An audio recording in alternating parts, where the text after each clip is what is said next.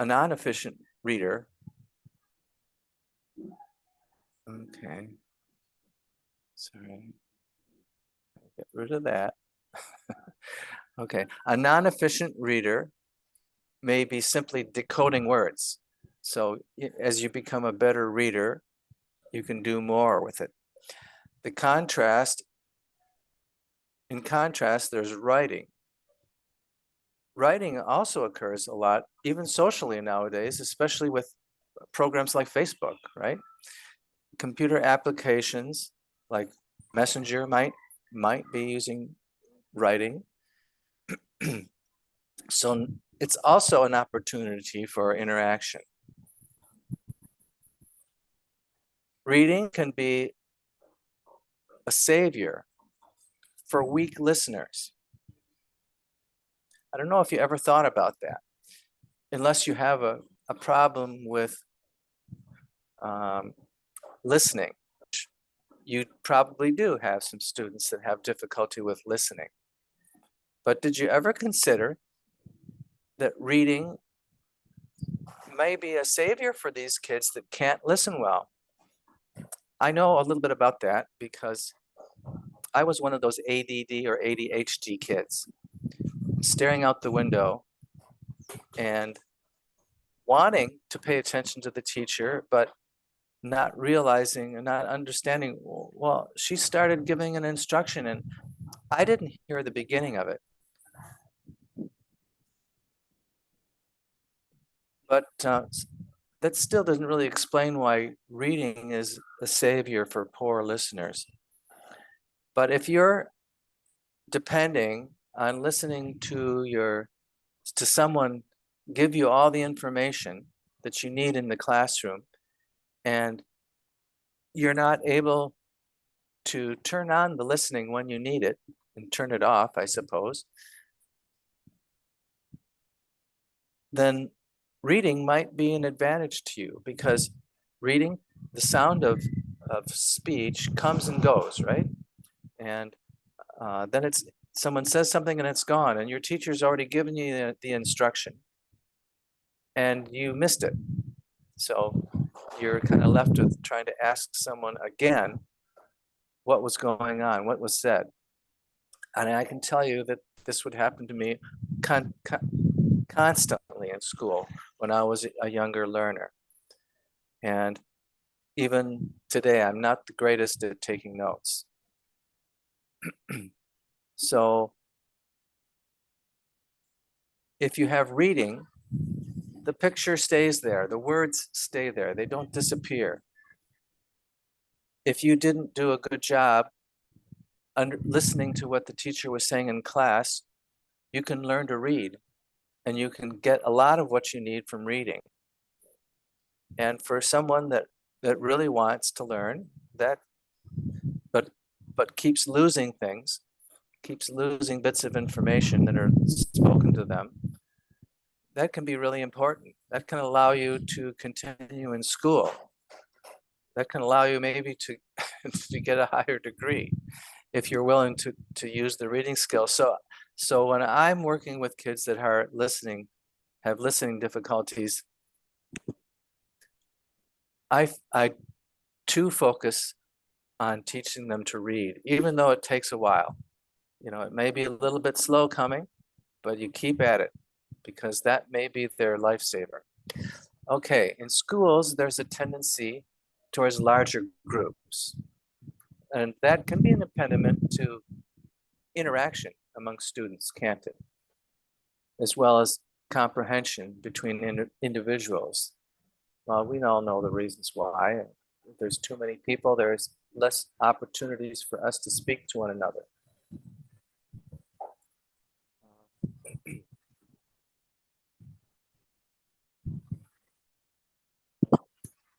So, social interaction can be encouraged by making group sizes smaller, but also by using a program like Padlet, which has social functionality.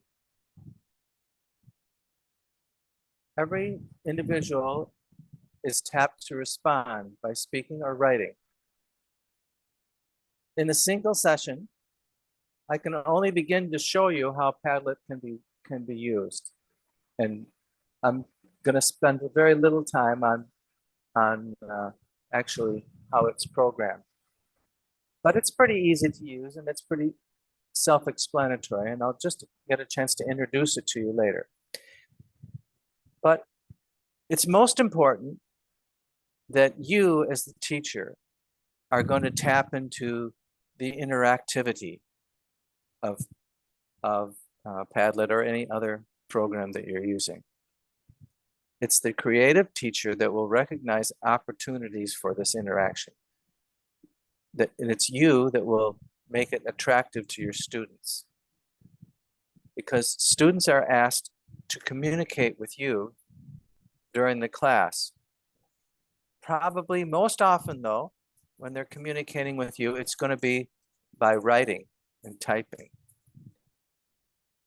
So you have to consider, I guess, the complexity of the answers that you're going to have them answering with. Although you can also use recordings, but that might not always be realistic. Okay. I've spoken about Padlet before. What do you need? You need an internet connection and a cell phone or a laptop. And as a teacher, you're probably going to realistically need some fees. And this is probably up to you and your administrator to work out. Maybe it's going to cost 400 pesos per year for a teacher, or maybe, I don't think that unless the students are actually developing the slides, then they might not need a fee at all. But the costs occurs because you're saving files on their servers. So to understand the basis of Padlet, think of it as a bulletin board that a teacher uses to start presenting materials. The teacher will set up the content, subject matter for the board, and the work that the students must complete. And the teacher may be speaking as well. The teacher will provide rules and instructions which the student will follow. And of course, this is something that's online. So there's some concerns about that.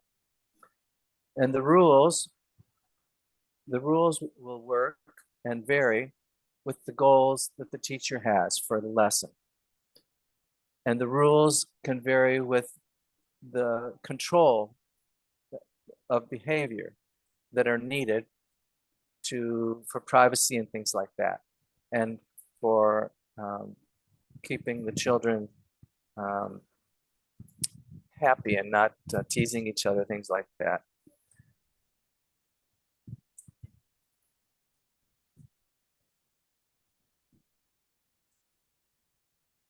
All right. As you can see, Padlet is teacher dependent. So it is the teacher that is going to train the students how to use Padlet. And to firmly shape the students' acceptable behavior there, just as they do in their own classroom. For example, is a student too shy to answer, or is one student interfering with another? The students, those are the kinds of things we have to consider. But the students are going to respond with unexpected questions and also unexpected answers. And while this is a good thing, because mistakes are opportunities for realistic thinking and learning,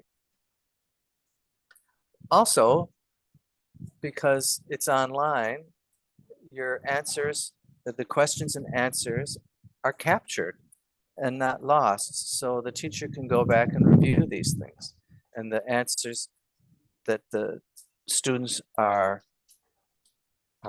using, and they're being recorded, so the teacher can actually get some assistance with their things like grading, and they can see what students are writing, so you can get an idea of what kind of participation you're getting from all your students. including the ones that may have some attention problems. Students will respond to each other and depend on each other for learning. Teachers and students, we're depending on each other. We're reading the things that other people are typing, most likely. So they will come to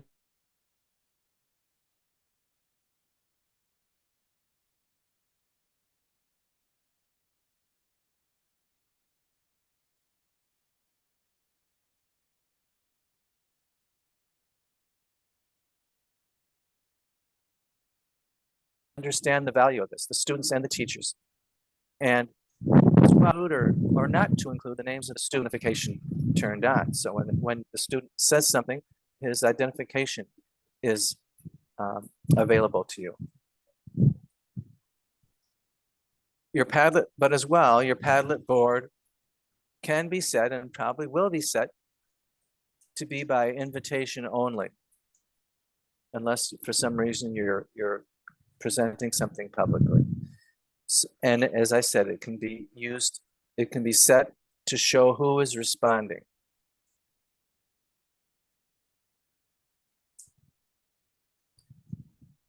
So I describe Padlet as a bulletin board in the 21st century. So for students to make entries on this group bulletin board, they're using interactivity, and they're answering and responding to the teacher's questions. They're responding to the last response that came from the student who typed something last. And then they have to apply a response when it's required. So we're dropping all these things into our bulletin board. So why is that so special?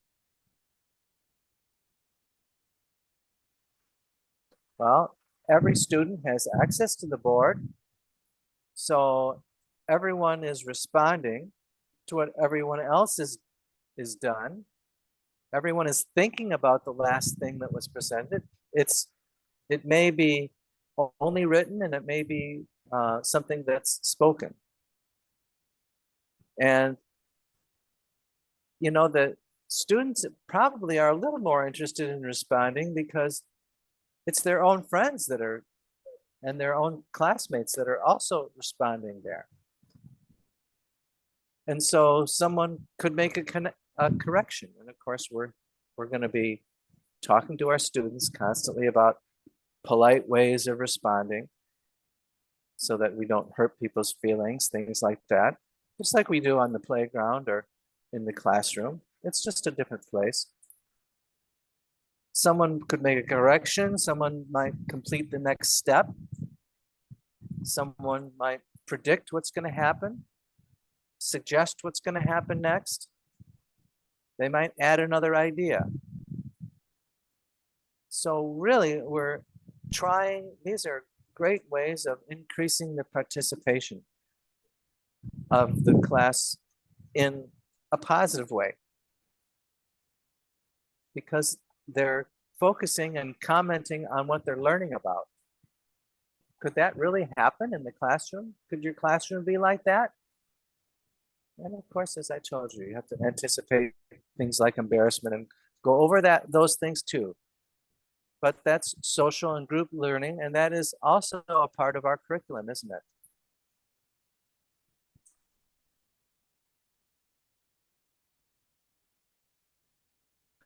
So are we talking about internet interactivity?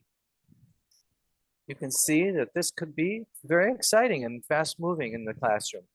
You can see that there's opportunities for massive amounts of learning related and communication as well that could be taking place.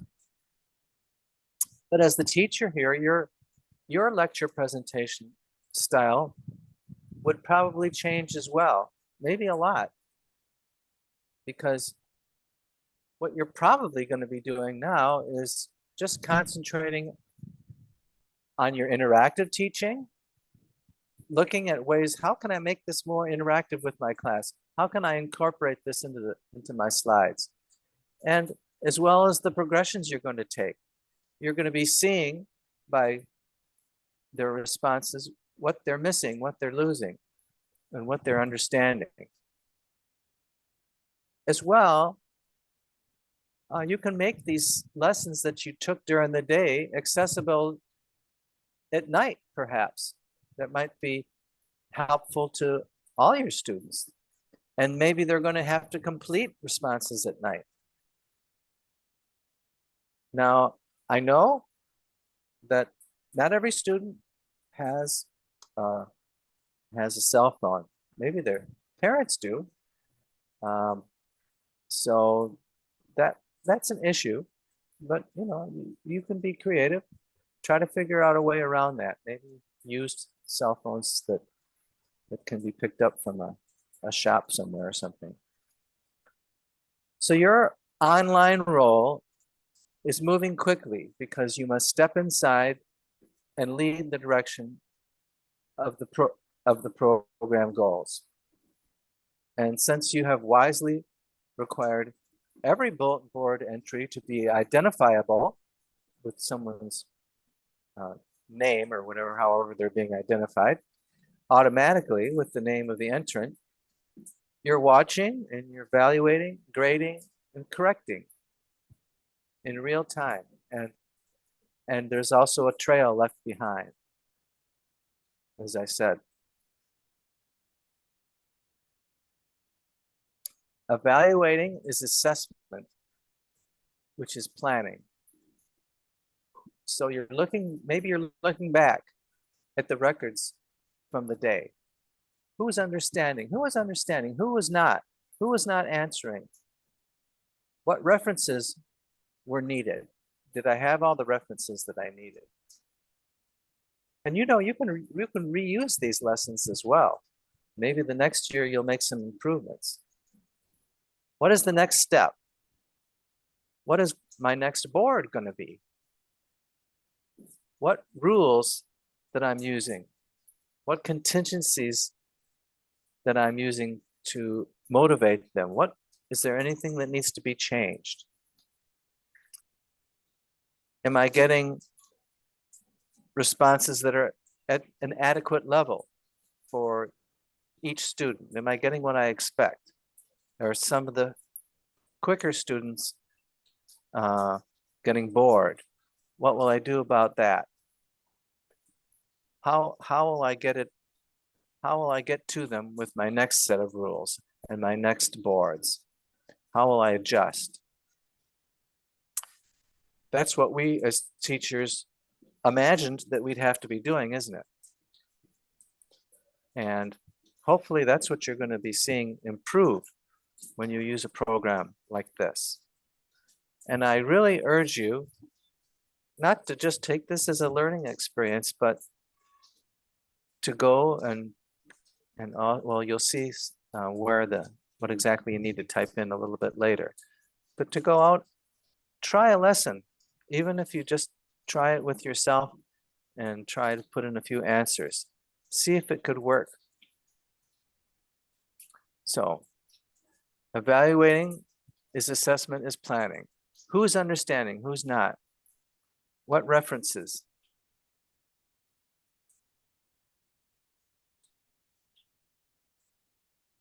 Okay, so I think I did that slide. Curriculum goals require more group planning.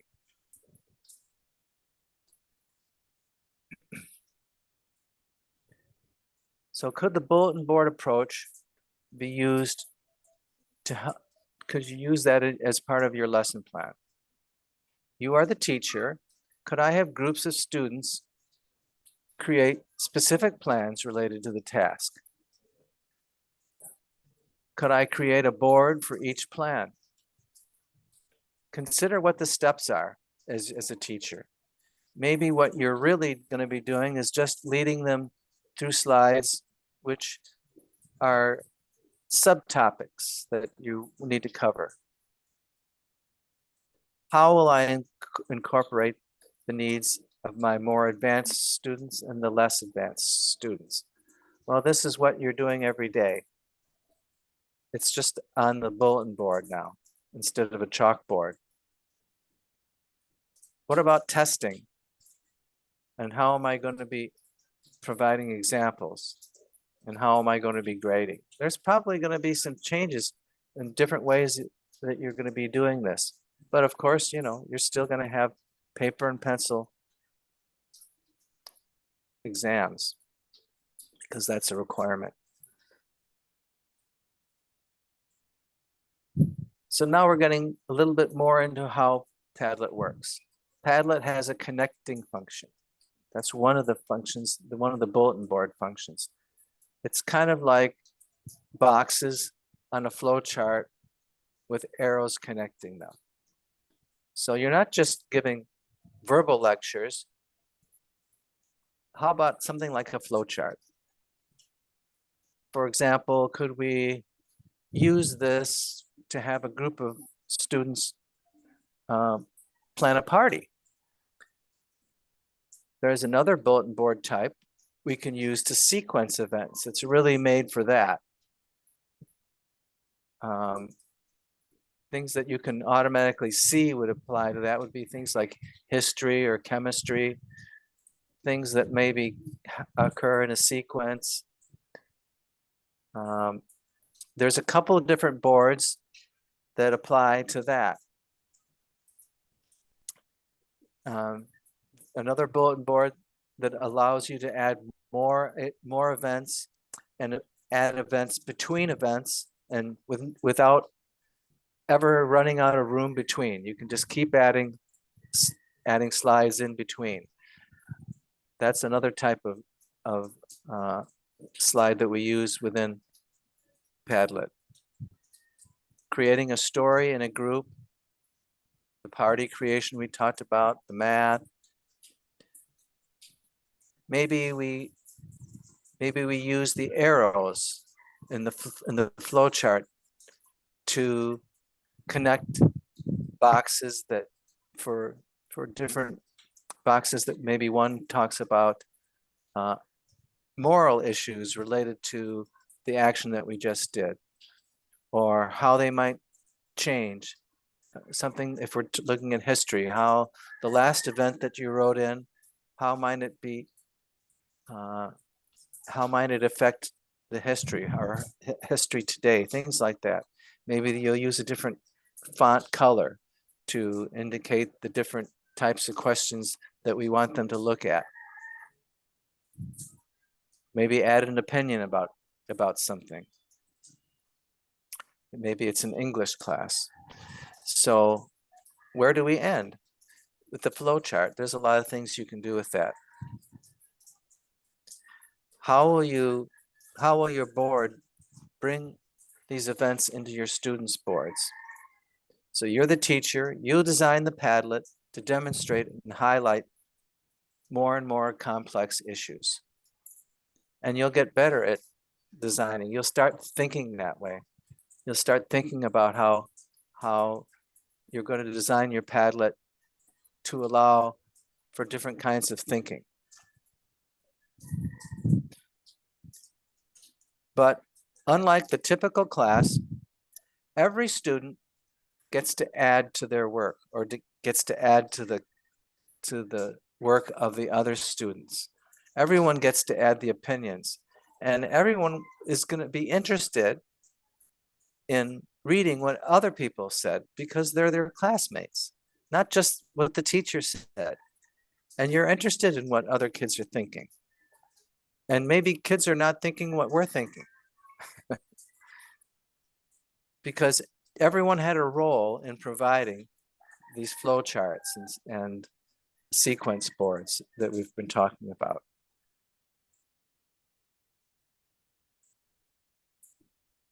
What else could be developed with connected series? Maybe chemical operations, mathematical operations, maybe outcomes in physics, maybe developing an exercise program. It could be just about anything, couldn't it? Anything that could be illustrated and described with words. Even music. Maybe we're not using words, maybe we're inserting sound bites. There's also another function, it's the map function, following historical events on a world map. And that's another one of the, it's kind of like Google Maps. It allows you to zoom in or zoom out of a different part of the map and add bits of information, whatever it is that you're requiring them to talk about. Could be the geography, it could be the history of a place, or places with similar specific histories, things like that. Those things can be marked. And again, you can add, your students can add content. And you'll get to see that in a moment. Again, you can require sound inputs for musicians, sound bites from world leaders, maybe that might be related to a specific place, a specific time as well.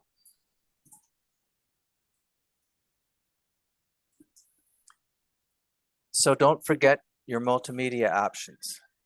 Have your students from the very beginning create presentations that include multimedia that they're getting from places like Google.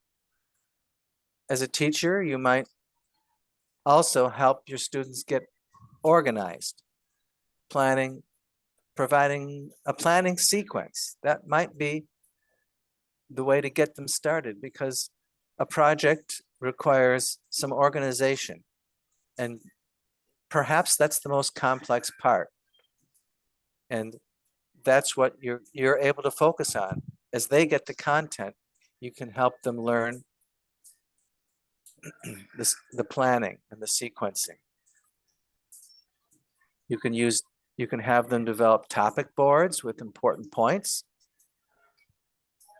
what media you're going to use, speaking, writing, music, and how these will affect your presentation.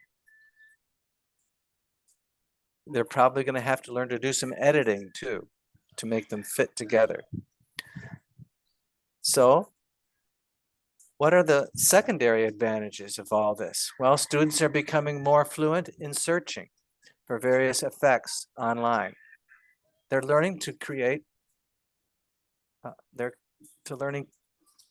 presentations.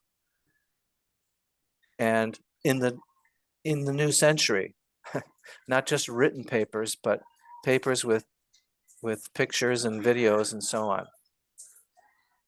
Perhaps you'll have some sort of project with each student being required to present a single page or a unit as part of a larger project.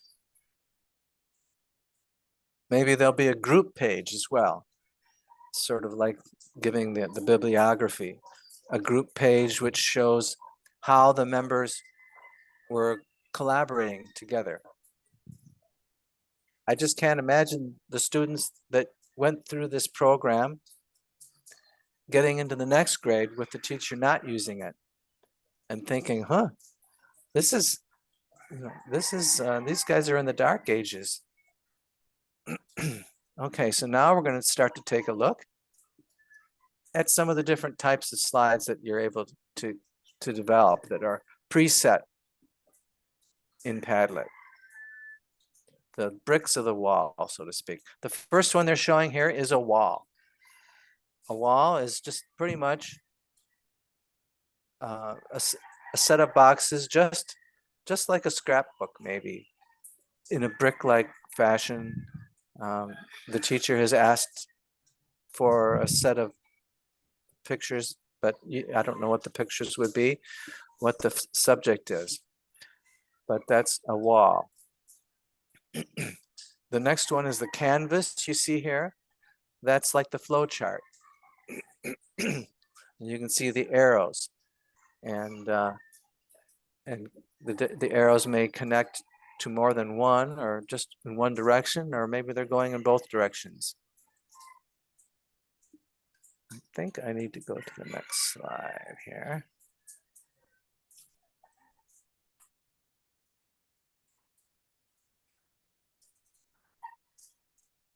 Okay, so you see here that there are some notes you can look at. There's the wall, which are random boxes that I just mentioned, like on a regular bulletin board, the canvas with the tiles connected by the arrows, and you give them the logic. The third one is the purple one, is like a data stream. You may be using pictures and text, but they're kind of like set up like Facebook, isn't it? You just slide, you just dial down the page, and they may be related or they may be unrelated. It depends on what your assignment is. A grid is arranged in rows. And to me, one of the most important is, I'm gonna go to the next slide, I think, is the shelf. That's the blue one you see in the first one on the second row. What you see is a small box at the top. That's probably your topic, the topic for, or the question that is going to relate to all the boxes below it. Maybe you're asking them to find a picture that represents some specific topic. Maybe they're going to add text to it, text and pictures, and maybe you're going to have 5 different questions from a book. And you see 1, 2, 3 of them here, but they might go all the way across the page. And you can add comments and pictures. And again, it's another way of organizing and helping the kids organize a project. And they're going to see the analysis right in front of them. They're going to learn to use the different kinds of logic that are presented here. Okay, the next one is the back channel. It's arranged like chat boxes, so we can talk back and forth. Maybe this is a brainstorming kind of column that your students and maybe you get involved in as they're able to sit at their desks with their cell phones, or maybe at this time they're in a small group as well, but they're able. It depends how exactly you're going to organize this, but this allows them to chat. This set of boxes. And I mentioned that there was a map. So the next one in the blue is a map. Yeah, it's a blue box in the blue square with the countries of the world. And with this one, you've got, when you click on a part of the map, maybe the city's shown, and you click on that city and or that place, and then maybe you're going to include a picture, maybe you're going to include some text about that place and how it is related to the topic that your teacher has presented. But it's, as I said, it's kind of like Google Maps, but it allows you to add things to it. And you're going to see that in a minute. There's a timeline. I mentioned the timeline before. That's when you can put things into a sequence, a set of events, and it doesn't matter what sequence you start with. If you wanted to put an additional point in between 2 other points, it's going to pop up with more points and allow you, so you're allowed, with the help of this timeline slide, you can arrange things and get them organized as you go. So that's kind of a nice planning tool, isn't it? Even for us teachers to use. You know, you want to put together a party, and you want to put in all the events that are going to happen, and maybe there's planning involved, and there's buying things and when we're going to do all those things. And this allows us to put 50 events into a sequence. I don't know, that's kind of a nice concept that Padlet allows us to do that we haven't ever been able to do before. Okay, now we're opening up the program, Padlet.com, and we've typed in Padlet.com, and we have a slide that it says, make your first Padlet or join a Padlet that's already done. So that now we're able to get started, and it's got the name of my email there. So that's my identifier.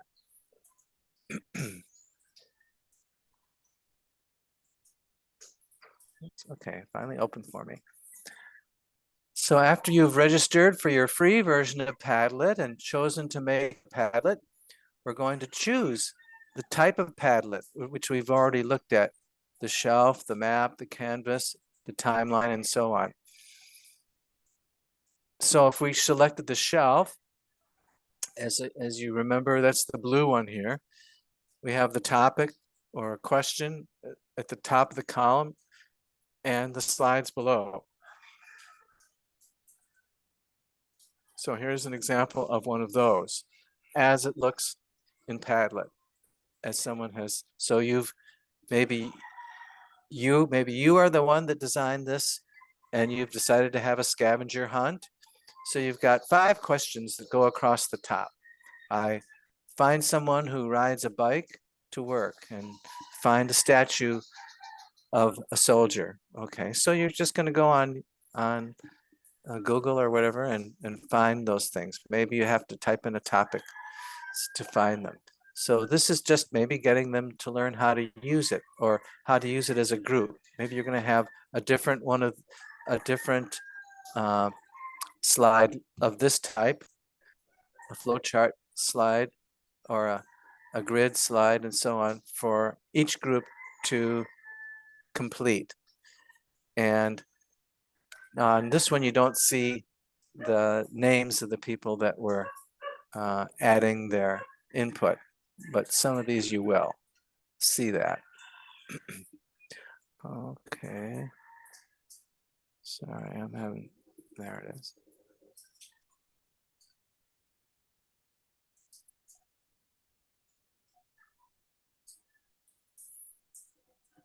Notice that the right side of the screen, the screenshot that we're looking at. For every board, you'll be given a title and any instructions you might need. So you see the board on the left, and on the right side is the instructions, and it's instructing you how to go forward to make your slides. So the first one is showing you the title, and if you notice down the second one here, it says icon and then address. So this is the address for this set of slides that you're producing. So after you've produced it, after the way you want it, you're going to get a code, and you can use that code to send it to your students. And there's obviously different methods you might use to send it to them so that they can open the next page or the next part of the assignment. And maybe you are ready now to submit it to the students to work on. And if you look at the box, the orange box, and on the right side of the box, there's a little arrow. And that when you click on that arrow, that's telling Padlet that you're ready to submit it to the students. So you can see the first one was just a simple math question. And this is the example of the one with the dashes, that you can put a different event or picture or something on each one of these dashes. And it's going to keep giving you dashes in between those dashes in case you want to add more, and you didn't put them all in order properly the very first time.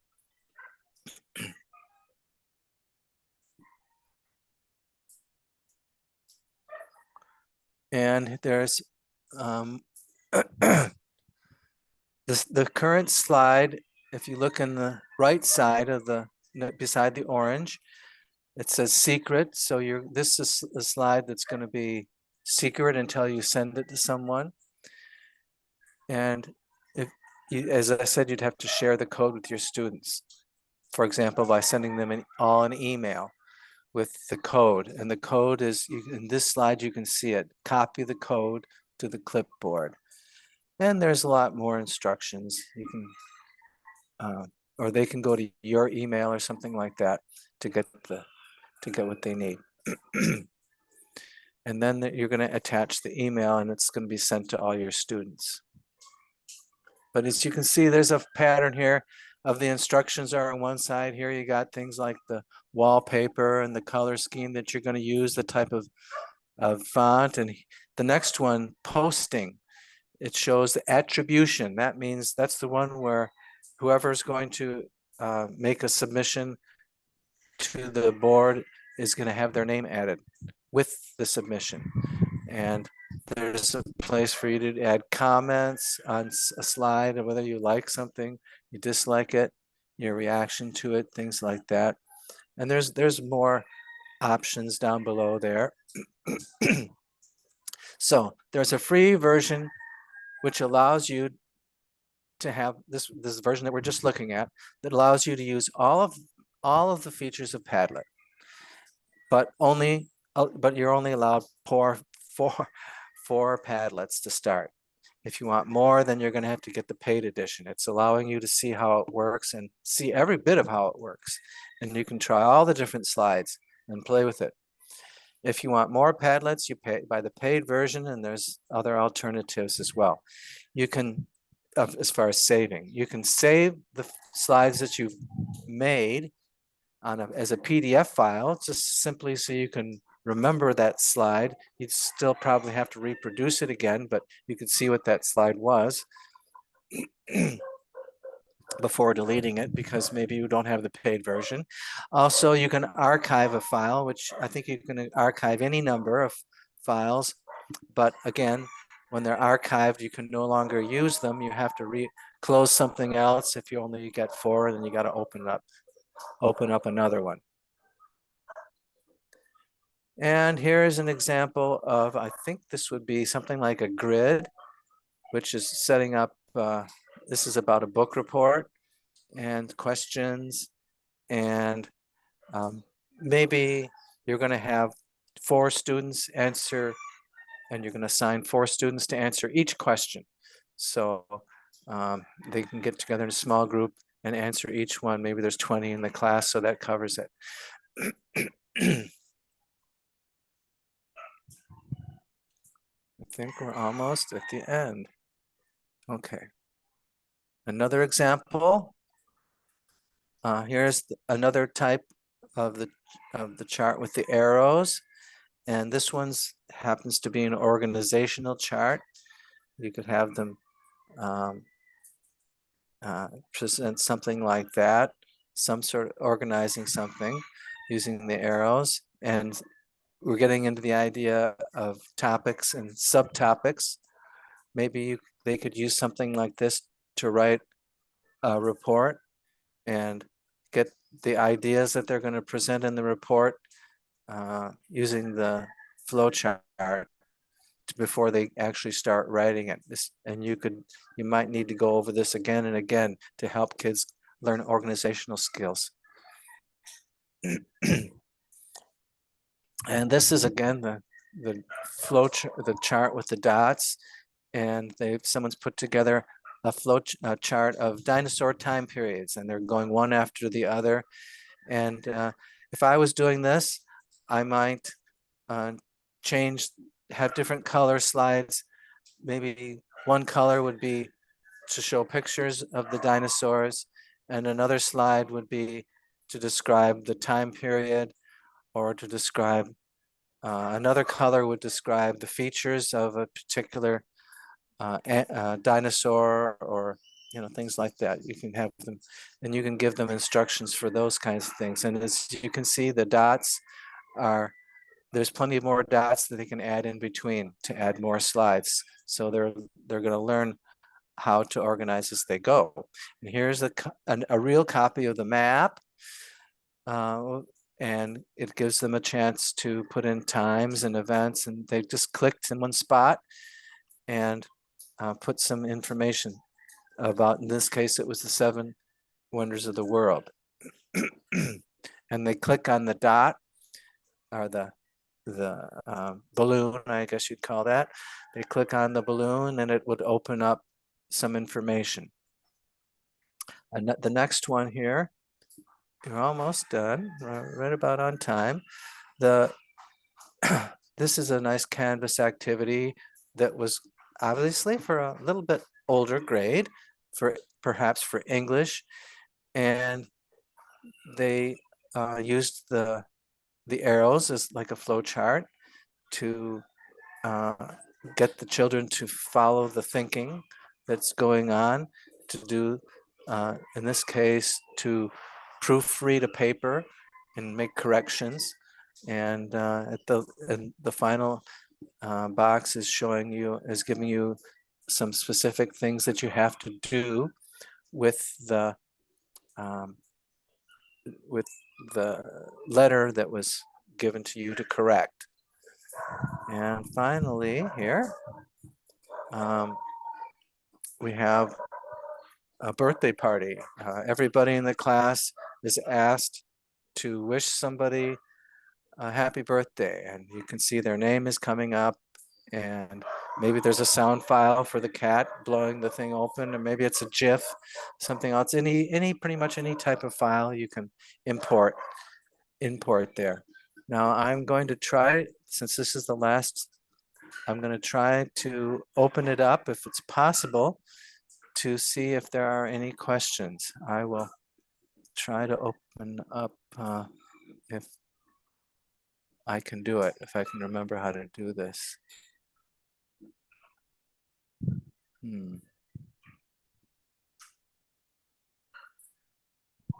Okay. No, I don't want that one. Go back to this. Okay, I can't hear anything, but if anybody has any comments or questions, I will. Okay, I have some chats. Or if you have questions, I can read I can't hear anything right now, but I can see the chat box if you have any questions.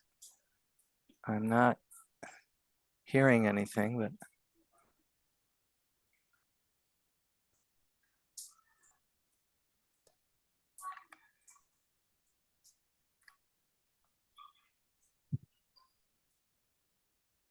okay. Well, anyway, if you have any questions, you can type them in. I'm not hearing anything right now. Or any comments.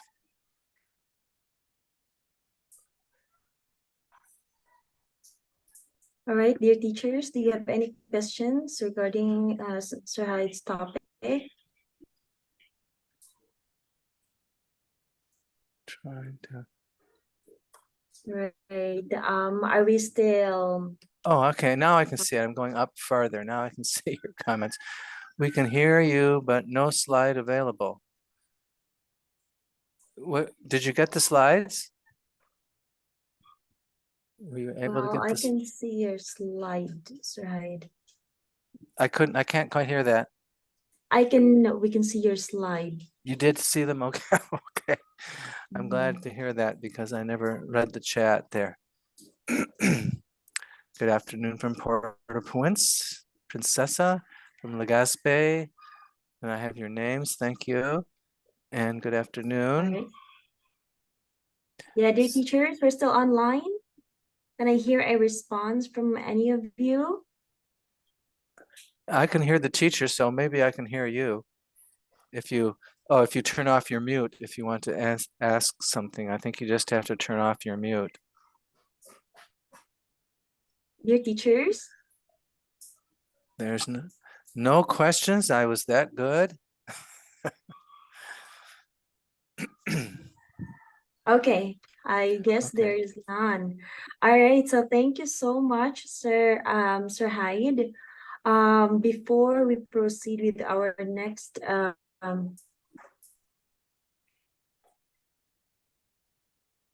all right, from Ma'am Gigi, sir, can you send us the slides if it's okay? Ma'am, we will go ahead and send the slides in a form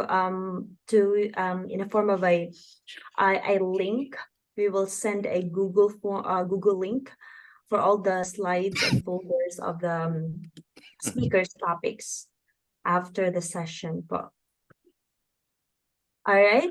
So Hyde, before we proceed to our next speaker, let's go ahead. Wait, I got 2 new messages. Oh, Sir Peter? Sir Peter? Or is that from before? No, that's from now. Sir Peter, do you have a comment? Sorry, I just saw the new added messages. Okay, well, I guess not. So we're finished. Okay, perfect. All right, so let's go ahead and present the Sir Hyde, can you please stop sharing your screen? Okay, okay, I will. Okay, here we go. Thank you so much. All right, and we would like to present this certificate. Oh, hold on.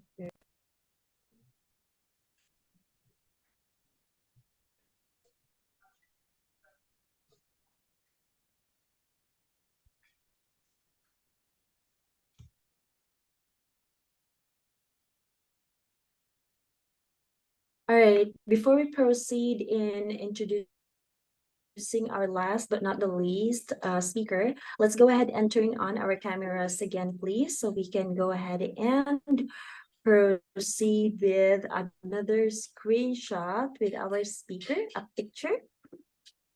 Okay. All right, my request for everyone to turn on their cameras. Okay, great. So I'm going to be counting again 3 seconds, and let's take 2 shots. In 3, 2, 1. One more in 3, 2, 1. All right, thank you so much. All right, on behalf of H&L Training Center, Sir Hyde, we are awarding the certificate of recognition. So this certificate is awarded to Sir Lawrence Doe Hyde for his invaluable and outstanding accomplishment as an international and innovative speaker during the conduct of international webinar for teachers and school administrators with the theme Matatag na Edukasyon, Teachers and School Heads Capability Building on Professional Standards for Reaching Greater Heights. As per CPD accreditation number 2019-329 held on September 23 to 25, 2023, 24 hours via Zoom meeting, given this 25th day of September 2023 via Zoom meeting. Thank you so much, Sir Hyde. All right, we are running short of our time, so let's go ahead and move on to our next speaker. Okay, are we still online? Okay. All right, so one more. And dear teachers, our next speaker is a BE Ed graduate in Southwestern University in the year 2002. He also graduated as Master's in Arts major in Administration and Supervision in Cebu Technological University in year 2012. A doctor in education, major in developmental education in Cebu Technological University in year 2018, and has been awarded as the most outstanding elementary school teacher in 2016 in the search for outstanding teacher in DepEd Lapu-Lapu, Division Best Teacher Demonstrator in 2016, a Metrobank Outstanding Teacher finalist in Region 7, He's also a part-time university instructor, a research consultant and panelist in CPC in University of Cebu, Lapu-Lapu, and Mandaue. Please help me welcome our speaker, Dr. Jonathan Kilanta. Blessed afternoon. Thank you, Ms. Jonah, for the introduction. Isang mapagpalang hapon po sa ating lahat. Good afternoon. Good afternoon. Good afternoon po. Good afternoon po. Good afternoon sa pamunuan ng HNL Training, our training provider. Thank you so much for inviting me again to share my topic this afternoon about the positive use of ICT in teaching the 21st century learners. So I hope you will stay with me until the end of my hours. I'm only given 2 hours to discuss my topic. So please, if my audio is not clear because the weather here is not fine for internet problem, or please just inform me, if my slide is also not visible as well as my audio, just inform me. Okay, so I hope I can share to you ideas on how to make your lesson enticing, to increase learners' interest in learning through our approaches and techniques in terms of the positive use of ICT in our pedagogy teaching. So we are in the 21st century educational system, and for sure this era demands essential skill to meet the demands of the modern society. And we as an educator, it is in our hands on how to prepare our learners to become a human capital in this nation. So it is really necessary to equip to them the competencies, in molding their potentials, especially in integrating ICT in our quest for teaching and learning process. So my topic this afternoon aims to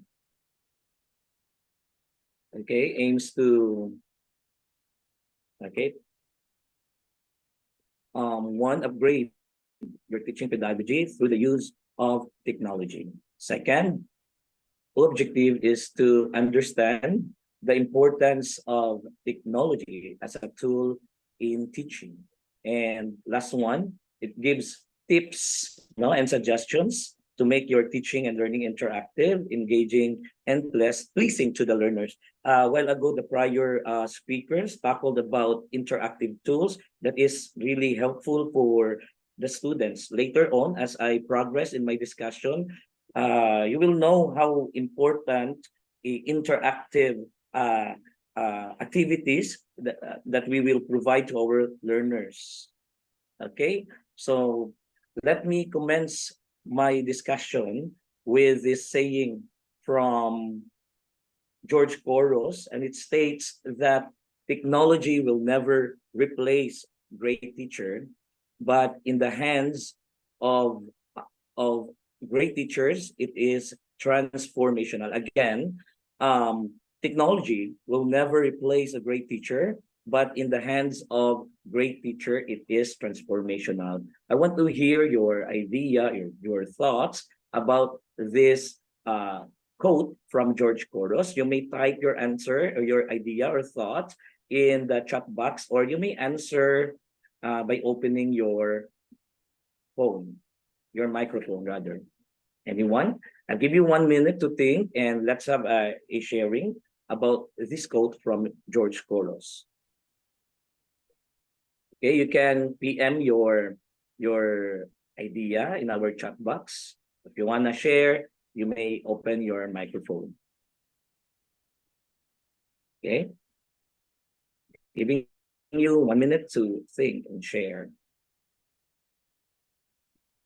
Okay, I want you to chat your idea in our chat box and just read your thoughts to share in this convergence.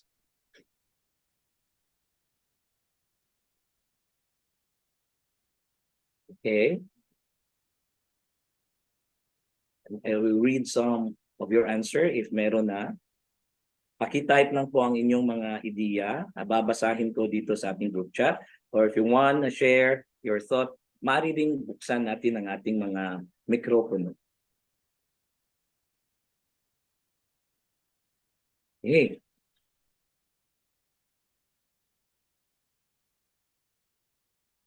Okay? Meron ba? Parang walang sumasagot, no, sa ating chat box. Ako kaya ay magtatawag ng mga Ma'am Donabel Miniano. Good afternoon po, Ma'am Donabel. Ma'am Donabel. Good afternoon. Good afternoon po, sir. Ma'am, ari po bang makakuha ng thoughts mula sa iyo, ma'am? From where are you, ma'am? From North Cotabato po. From Mindanao. You are from DepEd, ma'am? Yes po. Okay, ma'am. Can you share your thoughts on this quote? Yes, sir. A child needs a teacher as the technology cannot teach these human skills. Important that we remember as a teacher.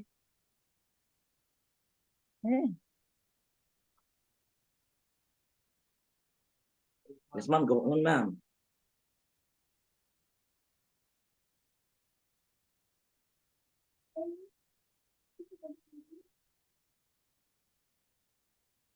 As a teacher, we are the facilitator in our classroom. Yes, I agree with that. Yes, then we make it sure that our learners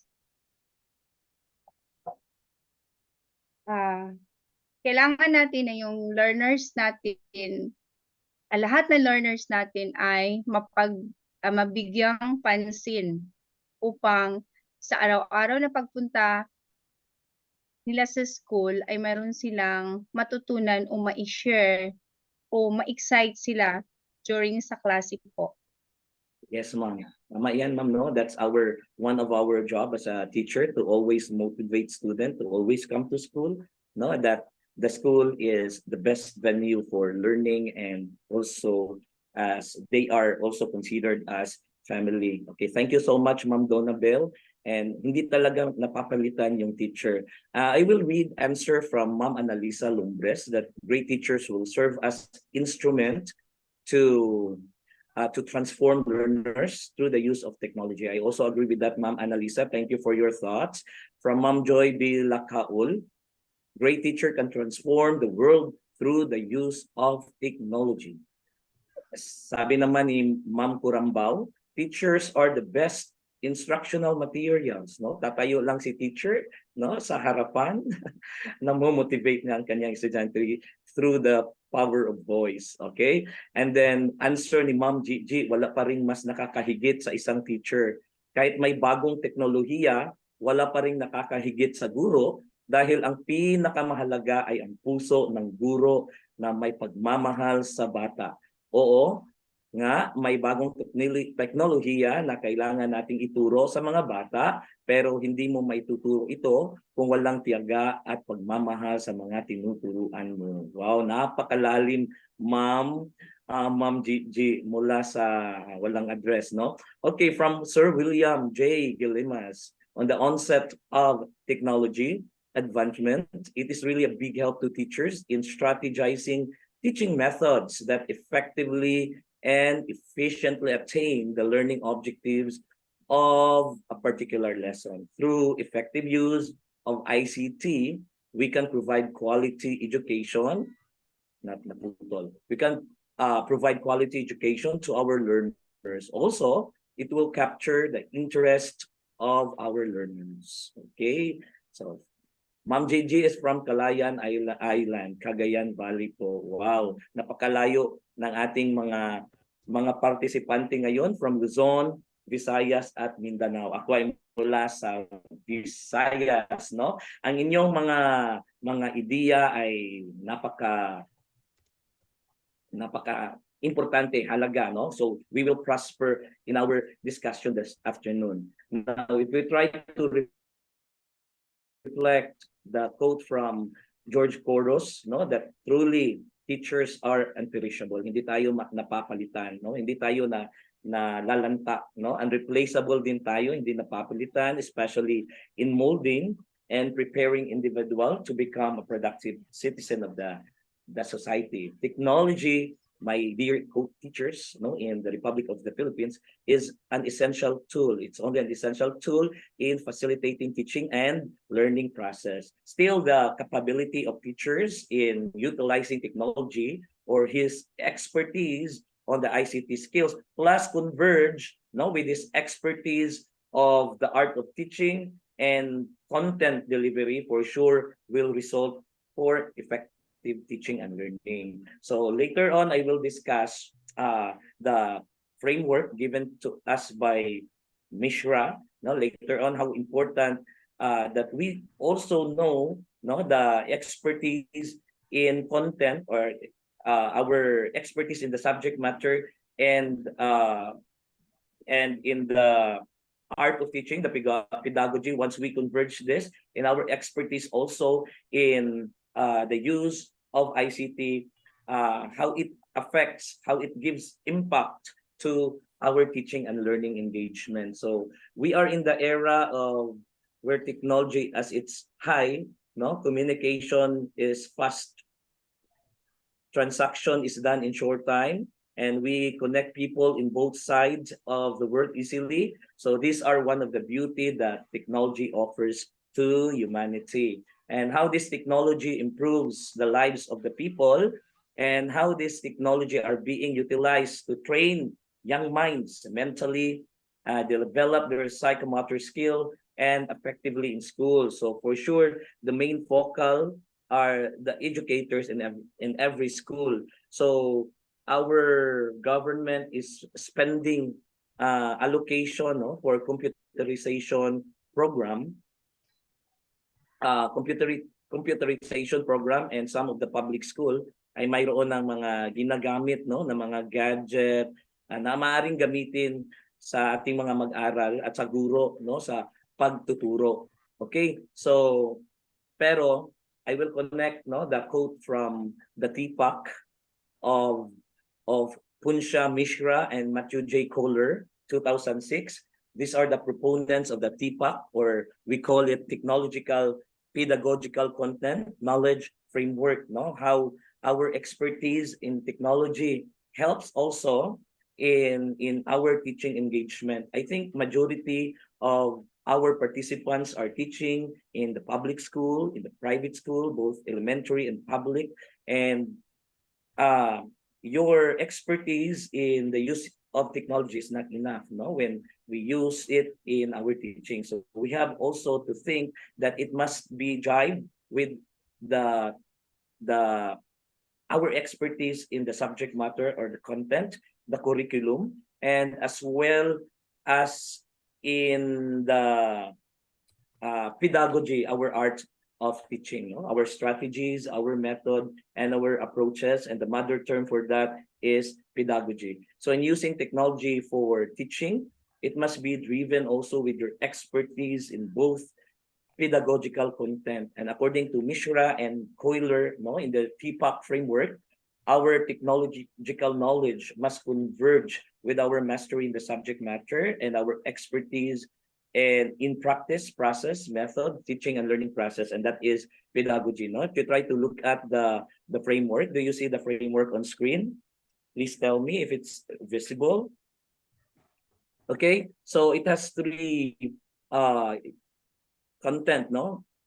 Technological knowledge, the content knowledge, and the pedagogical knowledge. When we say content knowledge, this is our expertise in the subject matter, and pedagogical knowledge, our knowledge of the practice, processes, and methods regarding to teaching and learning. So when we say technological knowledge, this describes teachers' knowledge of and ability to use various technological tools associated with the resources. So it doesn't mean na alam na natin gumawa, no? Mayroong mga appropriate educational tools, no, that are appropriate for specific strategies, for specific delivery of content in a specific learning areas. At the technology term there, this involves understanding how the subject matter can be communicated via different edtech offerings, no, educational tools offering, and consider which specific edtech tools might be the best suited for specific subject matter of our classroom. So therefore, may mga edtech or mga online tools na very effective for a specific delivery of your lesson, no?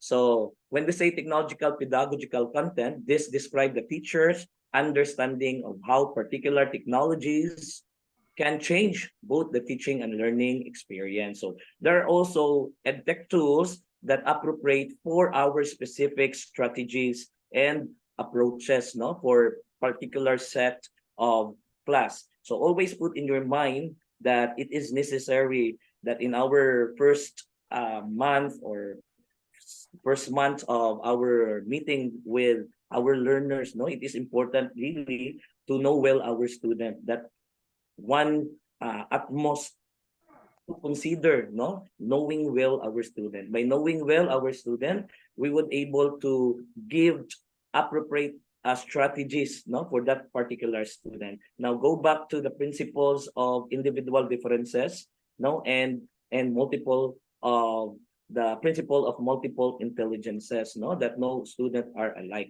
So you have to select a certain pedagogy, no, or approach that fits to the type of learners you have. So knowing well your set of students will give you the idea, no, on what to employ or what strategies that you will employ to that particular set of student. Now, we are now in the modern time, so it is really helpful, no, na tayo ay gagamit ng teknolohiya sa pagtuturo. Sabi nga, hindi kompleto ang iyong CO, classroom observation, kung wala kang PowerPoint presentation, no? Using PowerPoint presentation for me is not enough. But if you make your PowerPoint presentation interactive, no, to learners, they also engage, no, in your PowerPoint presentation by installing some interactive tools. We can say that the fully extent of the utilization of technology is there, no, is evident. If you recall, in the classroom observation tool, I am a master teacher. So it is my task to give technical assistance to the teachers, no, especially in the delivery. So in the indicator, merong ICT, no, integration. So mabibigyan ng puntos o rate ang guro. Dahil in the PPST, or we called Philippine Professional Standard for Teachers, no, that was initiated by our former Secretary of Education, Briones, in 2017, no? It also includes our competencies in ICT. So therefore, it is a must, no, that we have to develop also our ICT skills, competencies, because we are obliged, no, because it is in the PPST. When we say PPST, that is our guidelines, no, our guidelines, no, standards, no, sets of competencies that a public school teacher or educator must possess. So ICT is one of the indicator in the PPST, and it is in most nasa mga indicators, and it's stress na it ensure, no, the positive use of ICT to facilitate teaching and learning process. So dapat nasa atin na yan, no, in the pre-service. When we say pre-service in college education, for those students who want to become an educator, taking up B.Ed and BS.Ed, they have 4 subjects about the use of technology in teaching. Okay, so now I have here a comparison, no, of the teachers of the early generations and teachers of the 21st century. So we all know that the government is allocating budget, no, for the computerization program in order to upgrade our teaching. And that is our great advantage comparing to the teachers in early generation. So technology makes our work easier and efficient. But of course, traditional way shouldn't be set aside, no? But rather, we have to be innovative on how our traditional way of teaching, no, our traditional learning materials converge with the use of technology. For sure will give great impact in our teaching and learning. So teaching in early generation were purely delivered, no? Delivery with our expertise on the subject matter. So wala, maybe 20 years ago or 25 years ago sa kapanahunan ko, ang teacher ay more on very expert in the delivery of the subject matter. Wala pa noong mga projector, wala mga LCD projector, walang mga LED TV, no? It's purely discussion, etc. And instructional materials used gawa na sa papel, etc. But now they use non-technological instructional material. In the 21st century, we teachers also must also process with abilities of how this technological knowledge is appropriately applied in content and in our pedagogy, no? So you can see noon gumagamit siguro, no, ng Manila papers, still very effective until now, no, sa reading activity, no, sa reading activity ng ating mga mag-aaral, diba? Until now this is still existing, but ngayon majority of the teachers, especially those techie teachers, use PowerPoint presentation, no, in presenting our lessons to our class. Diba? PowerPoint presentation. Hindi complete si classroom observation kung wala tayong ginagawang PowerPoint, dahil ito ay nagsisilbing gabay, no, sa delivery of content. Para bang kulang kung wala tayong PowerPoint? Tama po ba ako, ma'am? No? Parang nagbibigay din ito ng buhay. But I said, no, ito ba'y enough? PowerPoint lang, no? You read the content, then student read. Is there really an integration in ICT? Okay, we also noon, no, may mga big books na ginagamit si teacher for storytelling, but now meron na tayong mga interactive ebook, no, yung mga sa LRMDS na inyong mga division ay mayroong mga innovations on interactive book. And you can make your own interactive book. When we say interactive ebook, no, student would able to manipulate the ebook that you've created, no, about a certain topic or lesson. So in that way, you give student the opportunity to engage, no, to interact with the use of technology. So mayroong mga free, mga interactive tools, no, ebook, interactive ebook in online, no, sa online. What you need to do is just discover the beauty in it, no, na talagang makakatulong. Just explore, no, sa mga magagandang apps. Meron tayong mga educational apps na available sa Play Store, no. Just type the keyword, like for example interactive ebook in the Play Store, and it will give you options, no, of applications na maaari mong gamitin as an interactive ebook. And then you can read the reviews, no, mga reviews mula sa Play Store, no. Ito din ay nagbibigay sa iyo ng guide, no, kung maganda ba yung ebook na iyong pipiliin. So when we say ebook, no, kung book lang, we will just read. But interactive book, when we use our gadget, tablets or cell phones, no, by just clicking to answer, by clicking the activity, so there's an engagement on it.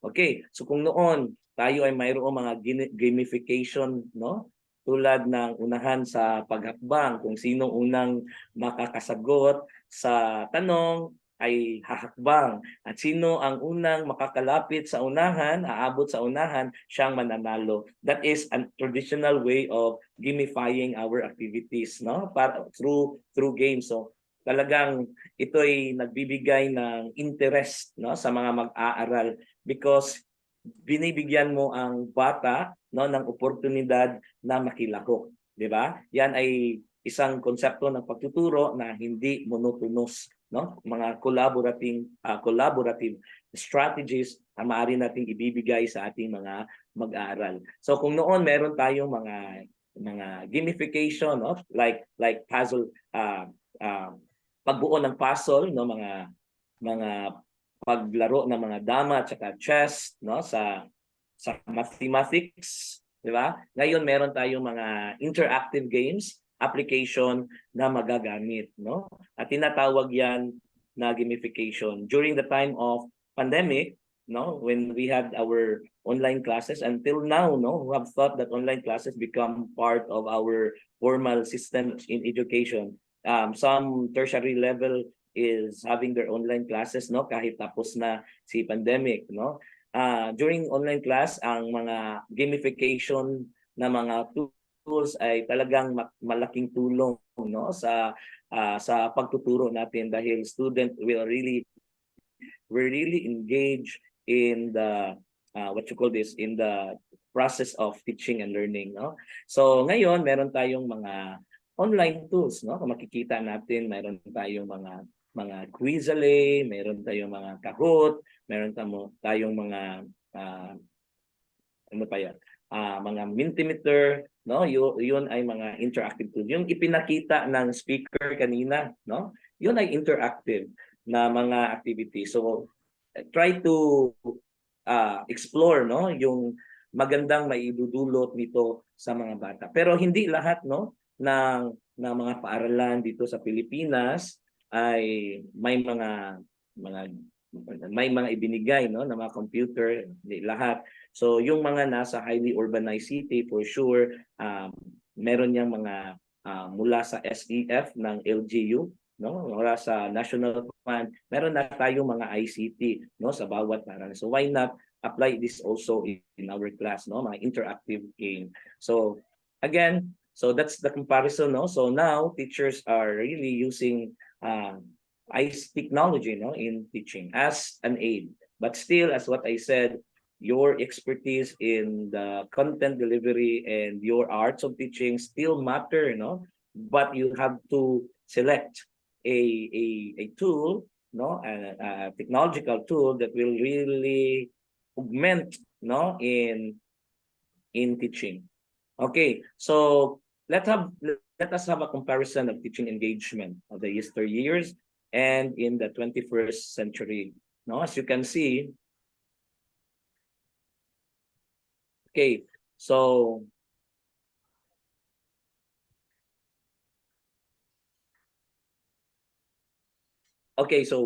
teachers of the yesteryears disseminate information through lectures, no? So teachers are merely the source and authority of information during the time, no?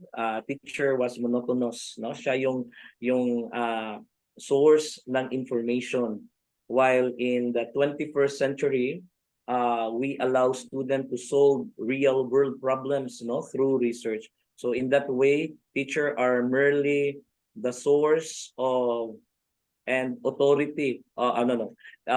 Teachers offers opportunity, no, for learners to become an independent learners, no, through utilizing online valid and credible sources. Hayaan mo lang na maghanap, no, ng supplementary materials sa mga bata gamit ang kanyang gadget, no, sa pag-research sa internet about given a specific topic, no, and then teacher merely the facilitator and director of the learning. So still through the use of technology, students are given the opportunity to learn in his or her pace through research. But noon, tayo yung nagbibigay ng information dahil ang mga books noon or the reference books were limited, no? But ngayon, just yung what you call this, the Google, no? There are informations available, but we have to teach to our learners, no? The what you call analytical and critical thinking. Those are 21st learning skills, no? Na dapat bata on how to take information from a Google's one, no? So I are only the facilitator and the director of the learning. So we have two. Now, in the yesteryear, require student to memorize the content from textbook, no? Student, I think we experience only memorize the dates, the important dates, and etc. But that is only checking the what you call this the mastery of the knowledge, no? And that is low level thinking. If you try to look at the Bloom's taxonomy of learning, that's the lowest classification, no, in the Bloom's taxonomy. That is only simple recalling and remembering, no, memorize. But in the 21st century, we allow students understanding on the subject matter, no? So we require students to memorize content from the textbook that was in the old times. And in our times, no, we allow students to construct their own understanding, no, on the subject matter. And we are now student-centered. When we say student-centered, we are giving students the opportunity to decide two things, no, what materials they learn and how they learn it, no? And this concept also sometimes referred to as personalized learning. Okay, next, make use of textbook and workbook as the reference. Go to the library in the recent time, no? Go to the library, study this, but we had limited textbook that time, di ba? Punta ka sa library. And then yung encyclopedia, di ba? Limited din yung naibibigay. So ngayon, dahil meron tayong mga sources, no, ng information, dapat credible, no? Student make use of manipulative materials such as electronic resources, online apps, and other edtech tools, no, na available sa online. So hinahayaan natin yung mga bata, no, to study, no, on a specific competencies na iyong ibigay, no? Magbigay ka lang ng site, no, or the student will just type the keywords, no, in the Google, and ito ay nagbibigay nila na mga supplementary information from your books, no? Or as a teacher, maaari ding, 'di ba, meron tayong mga DepEd TV, no? For sure DepEd video lessons, no, from DepEd TV from central office where underwent quality assurance. For sure walang mga error yan. And then after your delivery of lesson, no, you may send it in our GC, no, respective GC sa ating mga klase, no, upang mapanood sa bata, or even in our classroom, no, if you're done delivering it, no, tapos na election mo na yan, no, during their vacant time, recess, or lunchtime, maaari mong i-play yung mga DepEd TV, no, to supplement the lesson. So that's it, no. As before, make use of textbook and workbook. So limited lang because we are now in the modern times, marami tayong magagamit na mga electronic sources, no? Pati na rin si teacher, hindi lang si student, na magagamit natin sa ating pagtuturo. Now, in the yesteryears, in giving assessment, no, through written examination, educators, that time use PPT, no? Let us say paper and pencil test that is very traditional, no? That only test the mastery of knowledge sa ating mga bata, no? Noon, memorization, no, and then essay, etc. But in the 21st century, our way of assessment is give performance, no, give performance-based assessment. We sometimes use gamified activity to assess student and utilize mga interactive pre-made assessment for the learners, no, because in our grading system and our curriculum, no, the K-12 curriculum emphasizes OBE, no? When we say OBE, outcome-based education, no? When we say outcome-based education is that, no, performance-based yung assessment natin, no? Paano how knowledge is being applied in real setting, no? That's why in our lesson planning, meron tayong mga application, no? Yung sa knowledge, sa cognitive skill, ini-apply sa psychomotor skill, and that is application, no? So in subjects like MAPE and PLE, that is performance based, no? Your written is only 14 if I'm not wrong, and 60% is the performance task, no? Dahil in giving performance, no, activities sa ating mga bata, nai-apply nila yung knowledge na itinuturo, at yan ang trend, no, sa pagtuturo sa 21st century, no? Example, no, yung pagtatahi, may different type of teachers. Student will only memorize. These are the different type of stitches, no? Meron tayong cross stitch, meron tayong running stitch, di ba? Memorizing the meaning and the looks, no? But how about the use, no? Paano ito ma-apply? Paano ito magagamit sa ating sa totoong buhay, di ba? That's what you call OBE. Lahat ng curriculum, no, mula sa elementary, high school, even tertiary level ay OBE based, outcome based education. That is in the 21st century. Okay? So example for this, no, pagbibigay natin ng mga activity, no, na binivideohan yung bata, yung kanilang ginagawa, 'di ba, no, making some video presentation, no, in the experiment, etc. Yun ay OBE, anchored on the principles of OBE. Yes, you are correct, Sir Sidin Rose and Iras, no. Role playing is also a performance based, no. Paano na i-apply, especially in the communicative skill, no. Okay.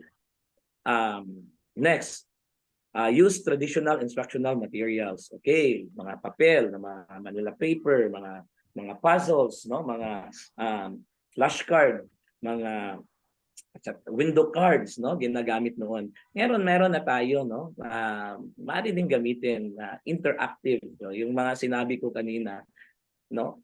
But again, if you try to be innovative, no, and you think for more innovations, strategies na maaari mong i-combine si traditional at saka ang mga application tools, no, for sure ay talagang magbibigay ng positive outcome, no, sa ating pagtuturo, no. Try to combine, di ba? Okay, that's the comparison. So kung titingnan ninyo, no, na sa 21st century, it is powered by really technology. Okay, so ngayon tayo ay nasa makabagong panahon, no, napakaswerte natin sapagkat tayo ay nasa era na halos lahat ay maaari natin gamitin, no, nakalatag na yan sa tulong ng teknolohiya. So paano natin gamitin ang mga resources na ito sa ating epektibo na pagtuturo? So as an educator, there's need to develop the use, appropriate teaching and learning resources, including ICT. So ICT, when we say ICT, no, it's information, okay, ICT, you know, communication technology. So our goal in the K-12 curriculum is to produce quality learners who are globally competitive, no. It is evident in our MELC that ICT skills are expected to develop for them, no, to them. Our TLE classes, no, ay mayroong mga competencies sa paggamit ng ITC. So teachers are model, no, in teaching that. So teachers also have the capability, no, in the use in technology. So we are samples that we are also expert in that in utilizing, no, ICT. So ito yung pinakalaman ng aking talakayan hapon. So when we say ICT, that's information communication technology. So what's the definition on this? No? So these are samples of ICT, no, which are now become part of our daily living. No, imagine how life without social media? How can we reach our loved ones, no, in the other side of the globe? Teaching in our lesson time is still lacking, no, without our laptop. Hahanapan tayo na sa ating mga schooled, no, may integration ba? So when we say ICT, that's internet, no, yung paggamit natin ng mga social media tools, then mga gadget, no, PC, desktop, cell phones, no, at baka mga social media, no. Yan ay konektado sa ICT. So when we say ICT in education, aims to inform, no, it aims to communicate, it also utilize, no, and integrate, and this can be possible through the use of technology. So during the time of pandemic, no, gamit si ICT, especially in making our modules and engaging in online classes, no, just to make our student learner safety during the time of pandemic. So umusbong yung online class, and until now, no, mayroon tayong mga natutunan mula sa online class, and until now, no, na kahit allowed na tayo na pupunta sa school, ay ginagamit pa rin ng mga guro, no, sa pagsumite ng mga projects. Okay, so why we have to include our ICT, no? So ICT is a core skill which is essential for participation in today's society and economy. So lahat ng mag-a-apply ng trabaho, no, tinatanong, are you ICT literate, di ba? Dapat dahil yan ay parte na, no, ng partisipasyon natin sa ekonomiya, yung nasa mga trabaho natin, no? Dapat meron tayong kapasidad, no, sa paggamit ng ICT. And kaya yan ay nasa curriculum, itinuturo sa ating mga mag-aaral. Bring further improvement in teaching both in classroom and beyond, no? And technology has also contributed, no, to the decrease in the dropout rate, and it improves student attendance and enhance their learning ability. If students are engaged and exposed, no, if the teacher is always integrating his or her lesson with the use of technology, learners can learn in their own pace, no, especially in reviewing classes or to get better understanding of essential concept, no. You just give them the time to their own pace, no, to study the topic by their own. Okay, for the learners, it is motivating, and of course, it's engaging, and it's offer personal approach to learning. And for for the learners, it's unleash creativity, no. It's also allow independence and develop collaboration and teamwork. Okay, and for the teachers, it teach us the new ways of teaching and teaching the same thing, meaning level up ni teacher ang kanyang paraan ng pagtuturo, dahil our main job is to teach, no, through technology. Teacher level up yung pagtuturo, no, ng the same. Okay, focus on each and every child learner preferences and styles. So as what I said, no, mahalaga na alamin natin kung anong type of student we have in the class, so we're able to employ appropriate teaching strategies and approaches, as well as what appropriate tools, no, technological tools na maaari natin gamitin for this type of learners we have in our class. And for the teachers, technology in the classroom should make job easier and without adding extra time to their day, di ba? We can download video lessons from DepEd TV. There are also mga lesson plan, no? We can download lesson plan as our guide, no, in making our own lesson plan. So dapat gagawa tayo ng lesson plan, no? Yung downloaded na lesson plan na ipapasa natin, it's a no-no, because wala pong lesson na fits to all. So tinitingnan din natin anong type of student we have, no, sa set of student we have. So maaari nating i-edit, no, or i-improve pa yung lesson plan na dina-download natin, di ba? And then pati na rin yung mga learning materials, PowerPoint presentation na nasa maaari na i-download natin, no? Maaari natin yan ma-edit or ma-improve, no? In the needs of our anong needs kailangan ng ating mga mag-aaral, no? Saves times in lesson planning and administration test, no? It also offer more comprehensive approach to assessment. Just like simple Google quiz form, di ba? When you send Google quiz form to our learners, then student answer through Google quiz form. At the back, no, we can have a what you call this analysis of their answers, no? When in clicking the data analysis sa Google form, it gives us idea ano yung mga least learned competencies, no, na hindi na isagot. Yung mga tanong na hindi na isagot ng mga bata. Ano yung mga tanong, no, na ginawa mo sa Google quiz form na naisagot ng tama ng mga bata, and through that you will make an analysis, no, na ano ba yung least learned at saka most learned na mga paksa, no, na mga questions na ginawa mo sa Google quiz. So in that way, no, kung if it's least learned, of course your antidote for that is remediation, and if it's most learned, of course you won't settle for less, you won't stop because na-learn, no, nakuha ng mga bata, but you have to continue, no, improving it. So for sure you may give to your learners enhancement materials, no, through interpreting the Google quiz or the Google forms, no, in the Google quiz. Okay, may mga analysis diyan. So meron ding mga factors bakit hindi nakuha ng mga estudyante, no, ang iyong ibinigay na test. So factors may be teacher factors in constructing the test, or yung mga competencies ay hindi na ituro ng guro, no, sa panahong iyon na ikaw ay nagbigay ng test.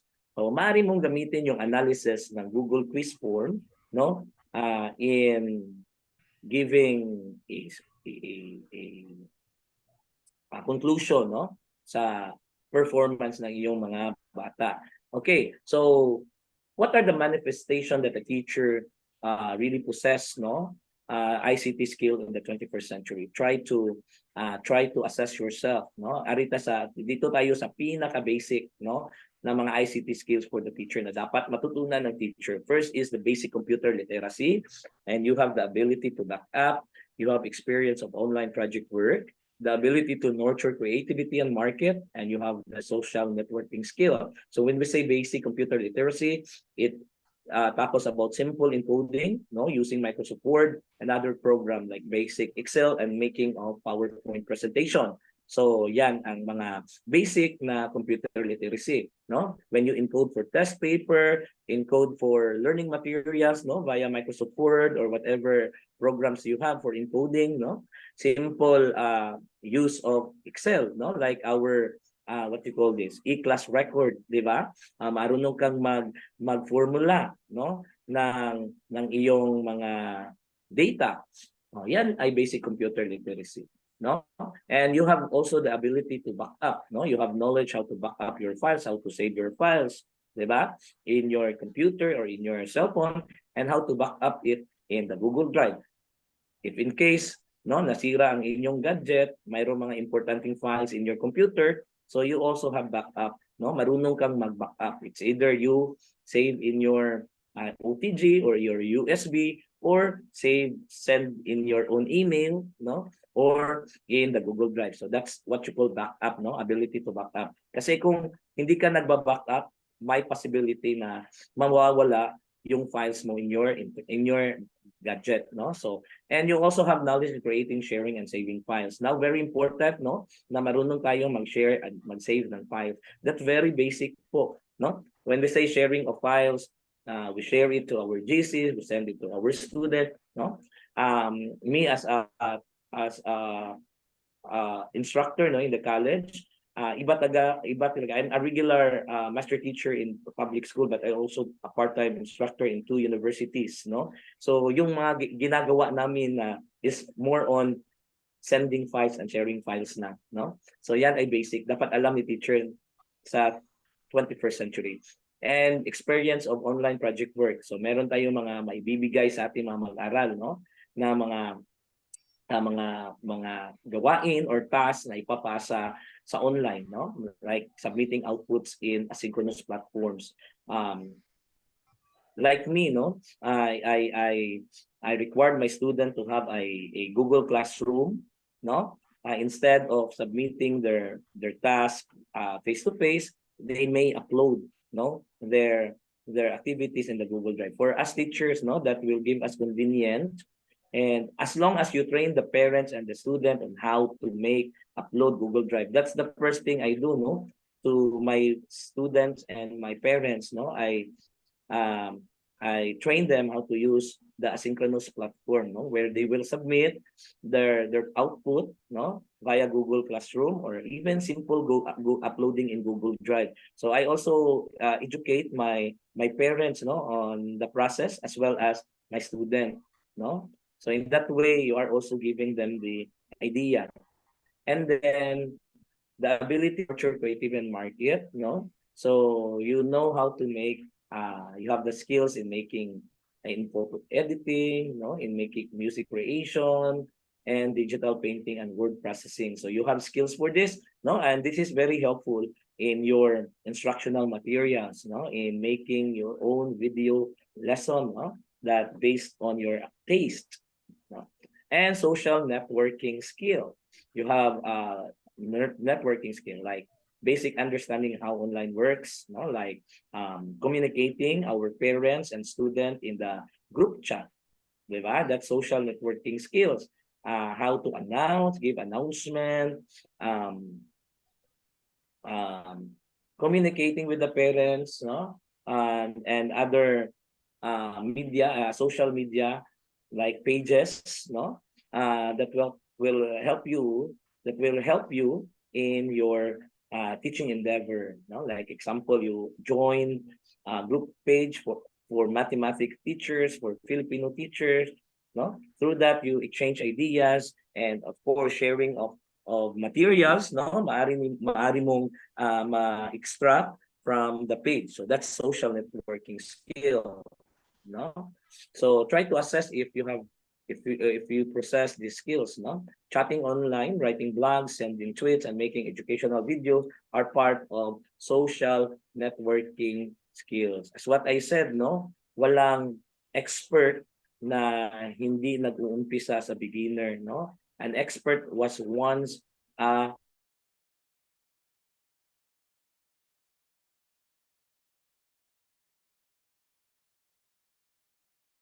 begin, no? So we learn through education, diba? We learn those skills from exploring, no, experiencing, as well as through formal training, no, we will learn those skills. So what I'm trying to say, no, if hindi tayo techie, so maaari tayong mag-enroll sa mga NCs, no, ng TESDA about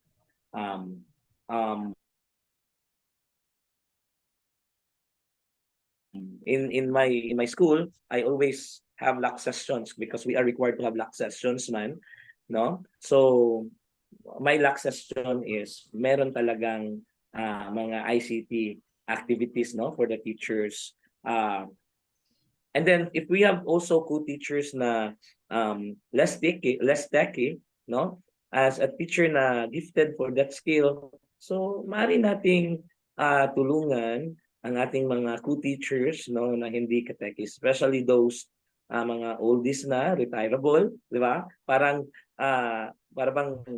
that also their challenge. So as tayo na meron tayong kapasidad, so why not reaching them, no, helping them, because sharing is loving, di ba, Sir William J?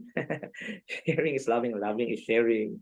Okay, so yeah, no, so try to assess if you have the 5 ICT skills. That's basic computer literacy, our ability to back up, we have experience of online project work, and social networking skills.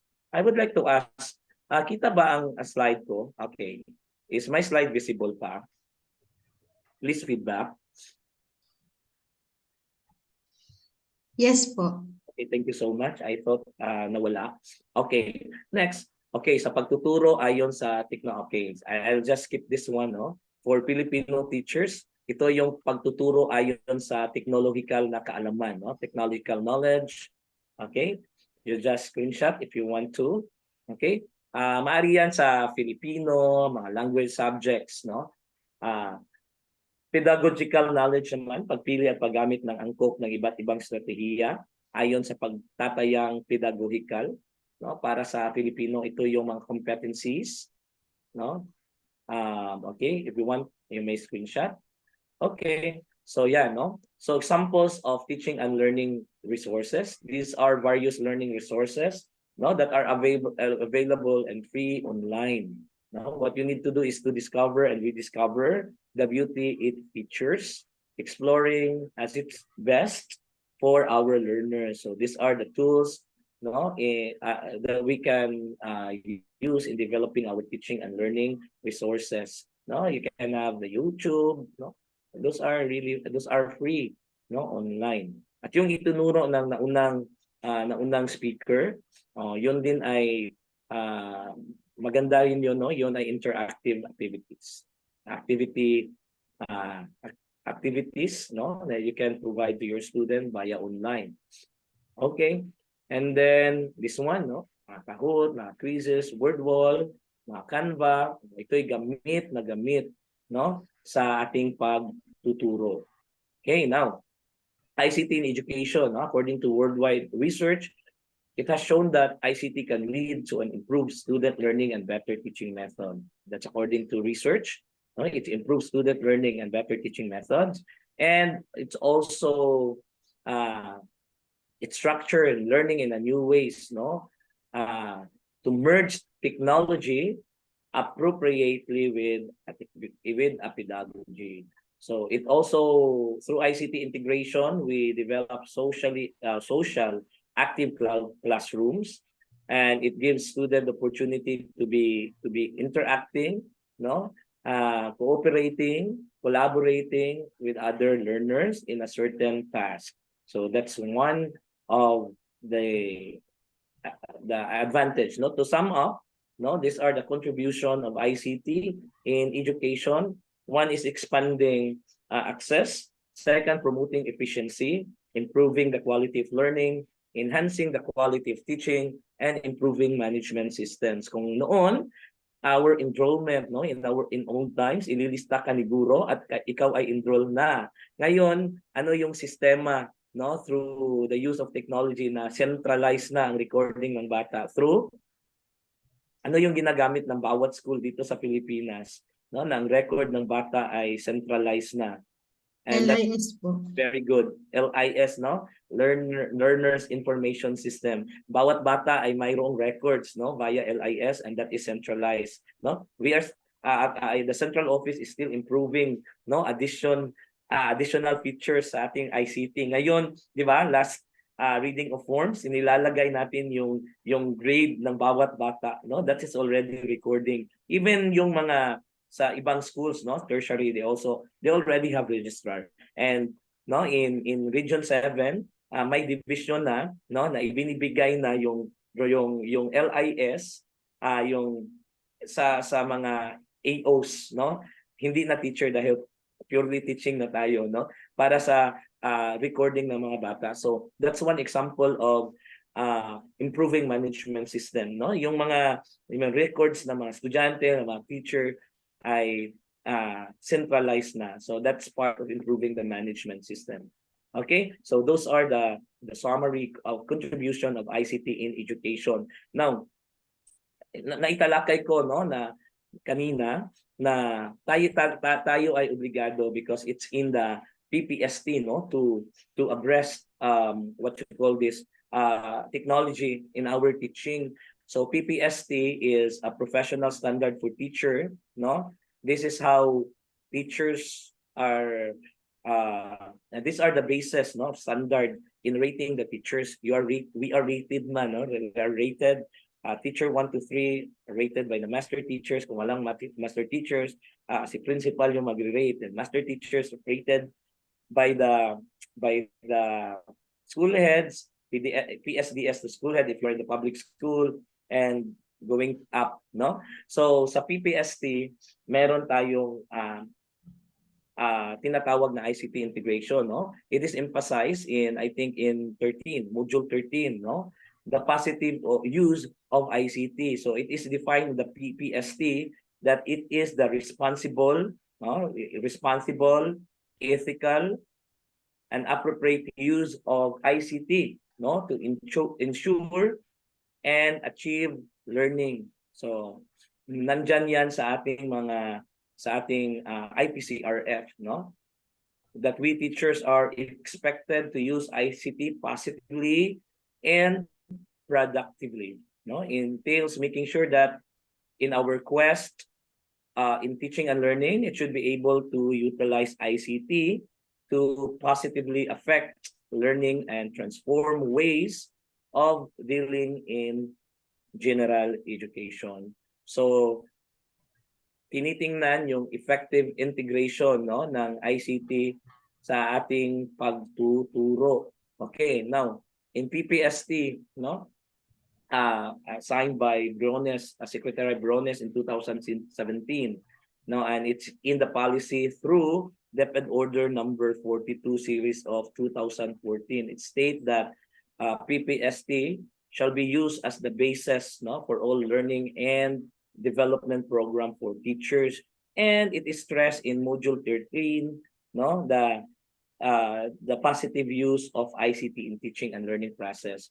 And if you try to recall, no, na nandyan yan sa ating IPCRF, no, we are rated by that.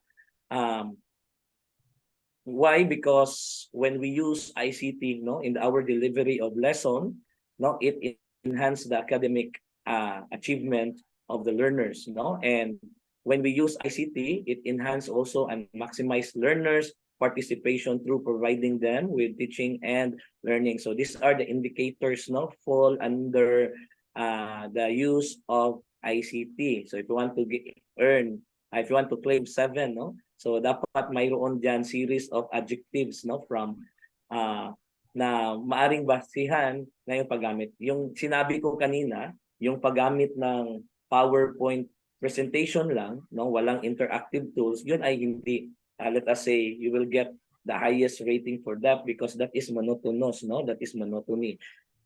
In that case and in that scenario, yung PowerPoint presentation natin ay ginagamit lamang natin na bilang guide, no, but walang interaction. But if you try to install like mga Inkno class point, no, that will make your presentation interactive, no, when students also have their gadgets. Later on, I'll give you idea on how to do it later. So these are the indicators, no, and rubrics in rating the teachers kung gumagamit ba siya ng ICT sa kanyang pagtuturo, no. Okay, so integrating technology in instruction.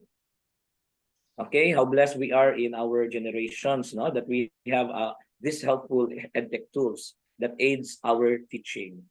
So we consider ourselves as 21st century learners, and so we are dealing with the 21st century learners, no? We consider ourselves 21st century educators, and we are dealing with 21st century learners. So it's necessary that we need to upgrade also our competence, no, in terms of embracing technology. So we are obliged that in our PPST, in the way we are rated by our ratee, no, by our rater. So integrating technology, no.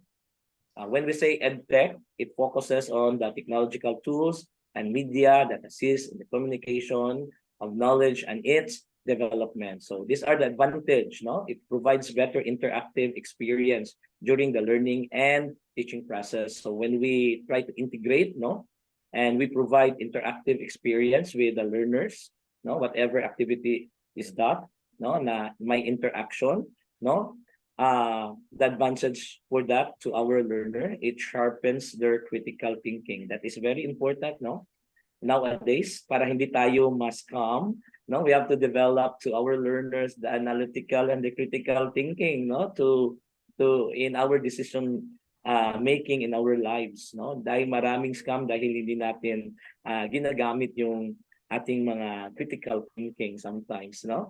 So it also teaches children how to collaborate and work successfully, no? So interactive teaching styles through the use of technology, no? Even brainstorming, that's example of teaching style. We have think, pair, and share, and question and answer sessions, and learning through games, no? When we say question and answer, that's traditional. And Q&A is sometimes traditionally named as Socratic method, no? Question and answer. So using, like, for example, no, aside from delivering it in our lesson, no, nang tinatanong natin ang ating mga estudyante for formative assessment, question and answer, we can have our interactive question and answer sessions, no, via tools, no. Let us say gagamit tayo ng mga Mentimeter, 'di ba? Sa training seminar, Mentimeter is used, no.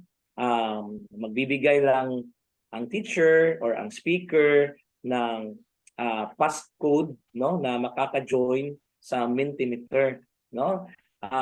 Magko-collaborate, no, yung mga ideas ng participant, ng student ay mababasa sa LED TV dahil connected yan sa ating gadget, no. Makikita yung mga collaborative answers ng mga mag-aaral. So that is brainstorming, no.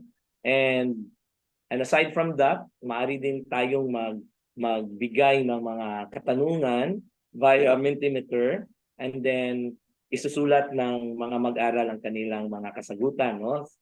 Like yung mga word wall, yung sinabi ng unang speaker, word wall, yung mga idea. So kung ano yung malaking word na nasa word wall, so ibig sabihin yun ang majority answer ng iyong mga participantes. You can apply also that in your class, no? Simple, no? Kung may mga like me, no, sa aking klase, I'm handling FL classes. I always I announce to our GC, to the parents, no, during our meeting na in a quarter I am requiring them to bring their cell phones with loads, no, for an interactive activity. So that is agreed by the parents. So meron din ako mga precautionary measures, no, na ibibigay sa aking mga mag-aral during kung ipapagamit po ang kanilang cellphones, no. I will collect all the phones with their names, no. I'll keep it for safety, and then if time na nagamitin, so ipapagamit ko sa kanilang cellphone, no, during the time. And then so that ako'y magbibigay ng activity that we really collaborate, no. So Mentimeter yung ginagamit ko. So Mentimeter, just explore Mentimeter, no. You go to Mentimeter, to our URL, you just type Mentimeter, and this is the what you call this, the interface of Mentimeter. This is how it looks like, no. So you just try to explore, no, the beauty of Mentimeter. Okay, now this one, like for example, no, you post questions. You post question in your Mentimeter, then you ask questions and you give them code. The student will enter the code and they will able to give their idea, no, in the word cloud, not word wall, rather, correction, word cloud. And then yung pinakamalaki na word dyan, yun ang majority answers ng mga mag-aral. So I only have limited time, no? Mas maganda kung mayroong demo, but I'm only given 2 hours for the next speaker.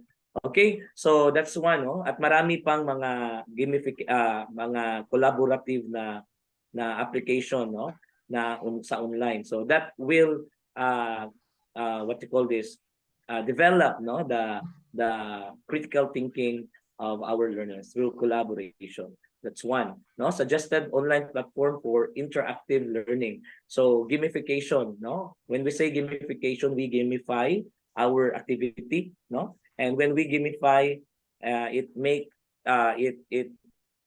gives it's give learner the opportunity to engage themselves, and thus it boosts participation and engagement in learning activities. So there are tools, there are application tools. This one, try to explore this. Kahoot. I know Kahoot is very familiar. Quizzes is also familiar, and Quizalace. We also have WordWall for math and for English class. Try to explore. You open tonight, and then paano ba i-manipulate si WordWall? It's still an interaction. Even simple messenger, our Facebook, we can initiate interactive activities. Ideal learning activities for the messenger. Of course, naging para bang required na para sa akin na dapat ang isang section ay mayroong group chat, especially to the parents and to the learners, to the lower grades, with the guidance of the parents, di ba? For the higher grades, maaari tayong mag-create ng group chat to our learners. And why? Because it's easy to disseminate information and announcement, And of course, it's easy for us to also to store and send files. And we can have also this exhibit activity in our group chat, like exhibit of learners output, like me, if I have mga paintings and drawing activities, so I give instruction to post their activity so their classmate will see their work, and to motivate the student, you may react like giving heart, give positive comments to the work of the student. So in that way they will be motivated. So let us just control words that will hurt students. So at all times, we have to be very positive to our student. I-exhibit, maganda yan sa messenger. And then magagamit din natin sa academic remediation, like remedial reading, math intervention. And during the time of pandemic, nagbibigay ako ng remedial reading by giving them activity. I'll give them files to read, and let their parent record their child reading the text given and record and send it to me. So na-follow up ko yung mga mag-aaral, and giving them math intervention materials like video lessons, send it to the GC with an instruction to the parents to let them watch the supplementary video. Storytelling also, presentation video, diba? Video presentation, yeah, that's make it that's also a venue for interactive activity. Now, live worksheet, this one, I really love this live worksheets. Parati ko itong ginagamit. Can you take a screenshot for this? Try to explore live worksheets. Meron dyan ginawa na mga educator, na example, ang iyong lesson is about sa math, it's about divisibility, to go to live worksheet interface, you just go to your browser, you just type live worksheet, and you will be directed. This is an online platform where you can see worksheets, na interactive. Okay, like for example, divisibility rules in math, for 2, 4, 6, 8, for 2 to 9 or to 12.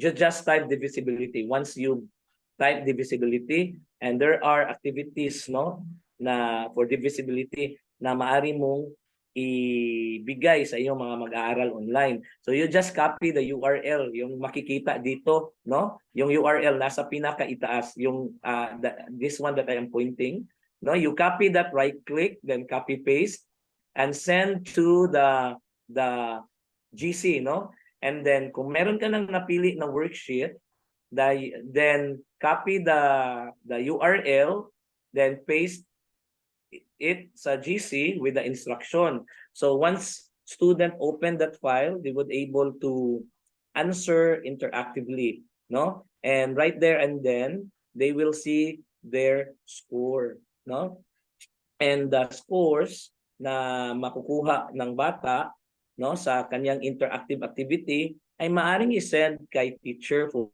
recording. It might be, no, in my way, no, sa aking paraan, ko sa Google Classroom. So, yung score sa bata ay automatic na ma-save sa Google Classroom, no, ang kanilang mga score. So, try to go to live worksheet and then explore. Then note, no, hindi lahat, no, ay quality assured na mga activity. You have everything English to Arapan, no? You just type the keywords, and for me, you have to quality assure. You have the content, number one, to free from error, if you think if it's really helpful, no, and you can also edit you can also edit, no, the content if you want, no, and then you can, if you also have your worksheet, you may upload that, no, so other educator and student magamit yung in-upload mo na what you call this, na worksheets.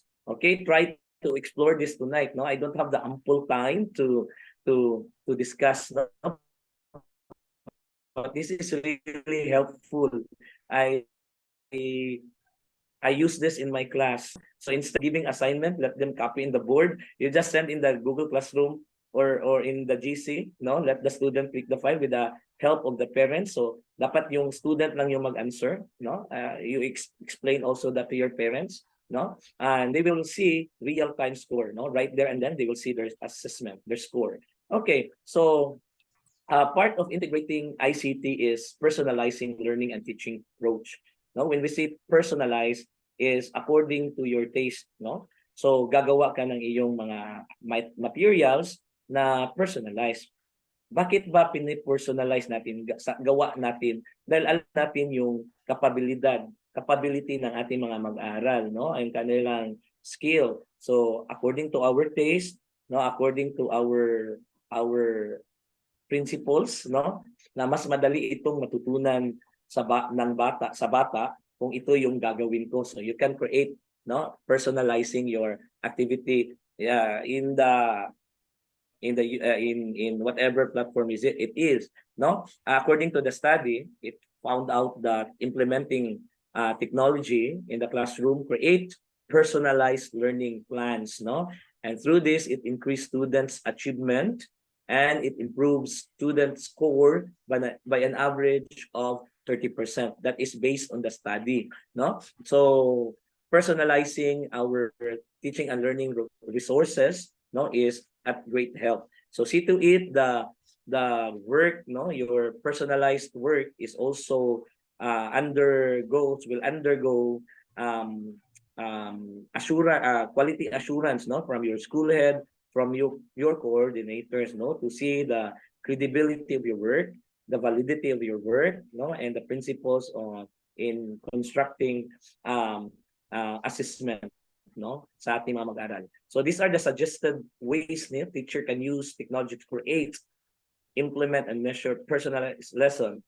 Number one, no, deliver instruction through engaging form of media, including making of video clips, making your own audio clips, and giving interactive and designing interactive games to your learners, no. So in that way, students have the options, no, to what you call this, to level up also the way they are assessed by the teacher, no. Use digital tools to gather immediate feedback on student and understanding on use of information to customize. So yun, gagawa ka ng mga audio clips, ng mga video clips, ng yung PowerPoint presentation, recorded PowerPoint presentation, and present it to the class. That is personalizing also, no. Like for example, if you are very good in photo editing, no, you can make your own design, no, for reading materials, for like using using strategies, no, for phonetics, etc. So you can make materials, no, na maaari mong i-encode, no, lagyan ng mga designs and tarpaulin it, no. That is personalizing according to your own belief, no, that this is very let us say effective for the students.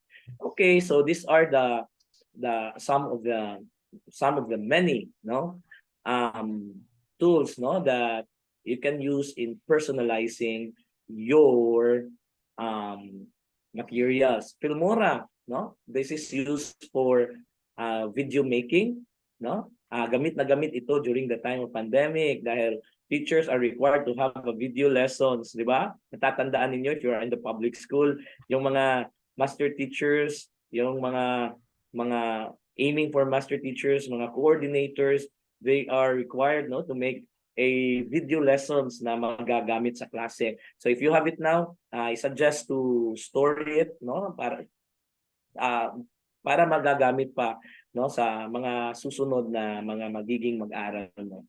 Okay, Microsoft PowerPoint, you can also record, no, your presentation, no. If tawa ka ng presentation na nandyan ka, no, na nagdi-discuss ka, then after that, as a part of your strategy, after giving it face to face, then send it after, no, sa inyong GC for review. For those students who were absent that day, maaari nilang panoorin yung ginawa mong mga lesson via this tools. Am I talking with sense po, mga teachers? Am I talking too fast? I only have 30 minutes to finish my talk. Okay lang po ba yung delivery? Nakukuha lang po, mga ma'am. Nakukuha po ba? Okay, thank you so much. And then, okay, you can have also this, no, as your source, like TikTok and YouTube. Now, in the YouTubes, meron tayong mga video lessons, no, sa YouTube. But again and again, so tinitingnan natin yung quality na ginawa. Yan, bago natin ibahagi o i-share sa ating mga students. So titingnan natin yung laman, yung content, no? Okay.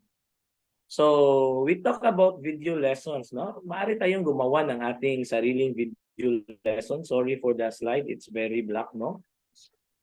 Bakit kailangan tayo na gumawa ng video lessons like me, no? Kung I have extra time, I have to make video lessons for my student. Then I save that and I store that, no, in a file for the next year, maaari kong gamitin ulit, no? So meron akong karagdagang mga instructional materials. Or if you make it very quality, no, maaari mo ibahagi through your LRMDS in your division, no? So titingnan yan ng LRMDS chief, titingnan yung laman ng iyong video kung talagang nakakatulong. Dahil kapag ang advantage na meron kang video lesson, no, it is memorable and comprehensive. Ibig sabihin, no, na ma-attract ang bata sa panonood ng video, especially when you combine it with music, no, with text and images, no. This really it helps student learn, no, the topic excuse me, easily, no, because learners are audio-visual learners.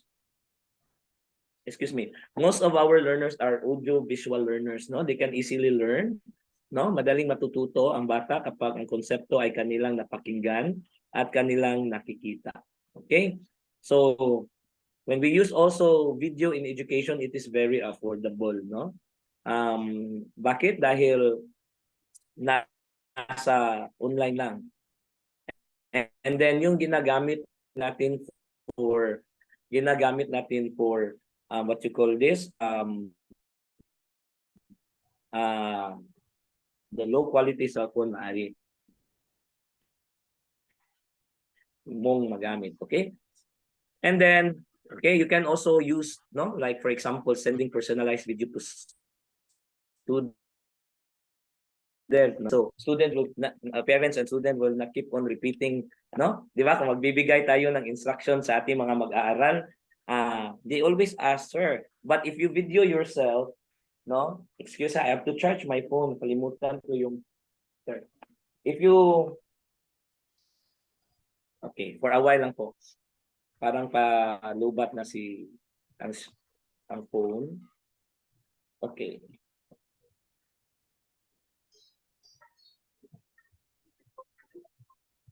Okay, for a while po. 'Di ba?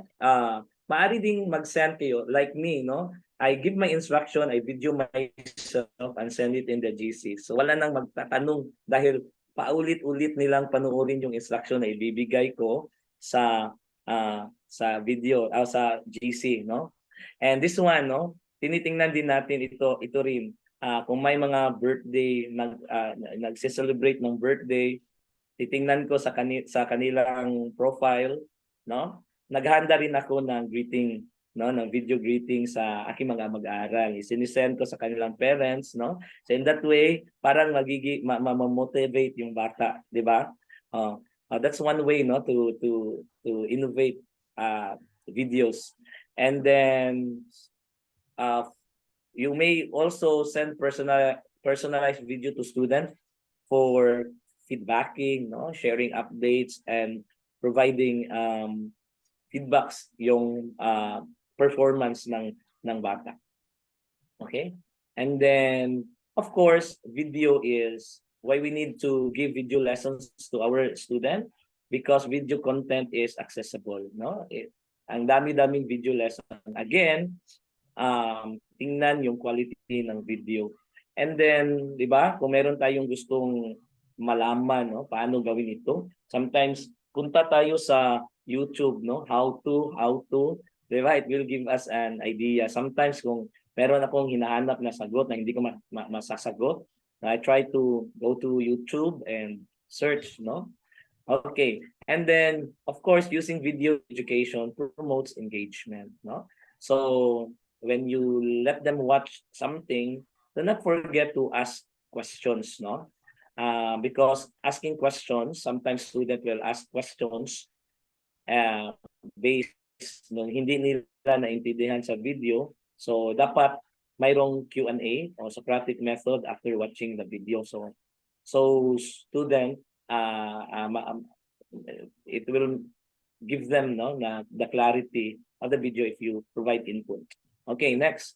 Okay, these are the pedagogical benefits of using video. Number one, increase motivation, no, enhance learning experience, and it gives higher marks. It improves teamwork and communication skill. These are the tips, no, on selecting video lessons. Okay, so tingnan na, some of us kumukuha ng video, no, after our lesson. Ganito, teachers, no, my protocol for that is ganito. I will deliver the lesson first, no, ituturo ko. So after mga 3 days, kung tapos ko na ituro, no, during their lunch time or during the recess time, no, yung video lesson I play it, no, sa klase para tinitingnan nila. So meaning it's a supplement. Okay, now tips on selecting video lesson. So tingnan ninyo na ang lesson ng video lesson is short and concise, no, and it targets goals. So hindi mahaba yung video. So it will only take mga 16 minutes or 15 minutes, no, for the whole process. Or kung motivational video or ginagamit natin sa ating motivation, no, dapat it will take only 3 minutes or 2 minutes, no. If it's a motivation video, no, ginagamit natin for presentation, no, sa lesson, dapat hindi mahaba. Why? Because kung mahaba, it will lessen their interest, and it will diminish their interest in watching the video lesson. So video lesson must be previewed, no, before sharing. Why? To identify errors and the content, no, of the video is really quality, no. The content delivery of this video lesson can be easily understood by the student. How? You have to see also the language, no, if it's really according to the age level of the viewer. So example, your student are grade 3 student and the words used are highfalutin, and how can this be understood by the learner if words are not appropriate to the age level of the students? Okay, and then the concept of the video lesson, of course, this is very important, no? Arrange logically and sequence analytically, no? If you make your video, you have to see to it that the concept, no, is easy to comprehend, no? And if it is arranged logically, no, from simple to complex, and do not make your video lesson, if you make your own, complicated, no? It must be concise and it targets the goals. Okay, now let me continue. Okay, let me skip this, no? Okay, this is another tips, no, on how to this is another tips on how to get reliable and valid sources, no, from the internet. Number one, no, yung mga less error na hindi mga bogus na information na makukuha mo. Have to look for established institution, no? Example, your topic is about health. I think WHO, World Health Organization site and Department of Health site is really credible. Diba? Doon ka pwede. That's established institution. You want to get data, no, for your action research and for your whatever it is. So go to established institution. Now, you can easily that site is credible and valid if the site looks with expertise, no, and you have to consider also the looks, and you have to check the links, like the reviews, no, of the content of that site, if it's really helpful. Now, okay, these are the valid, no, sites that you can use, no, that you can visit, no, for your instructional material. I'm so sorry. So we have, well, DepEd Commons, no, we have DepEd TV and LRMDS. There are also materials, no, in the DepEd Tambayan, and other non-DepEd related, no, na mga anong tawag nito, na mga sites. Mayroon ding mga yung kinukuhan, no, na mga materials, pero hindi nag-underwent ng assurance, no? So mayroong mga mali. So titingnan natin 'yan. Okay, so let me skip this. Okay, now in teaching also, no? It's integral part of teaching and learning process ang assessment and evaluation, no?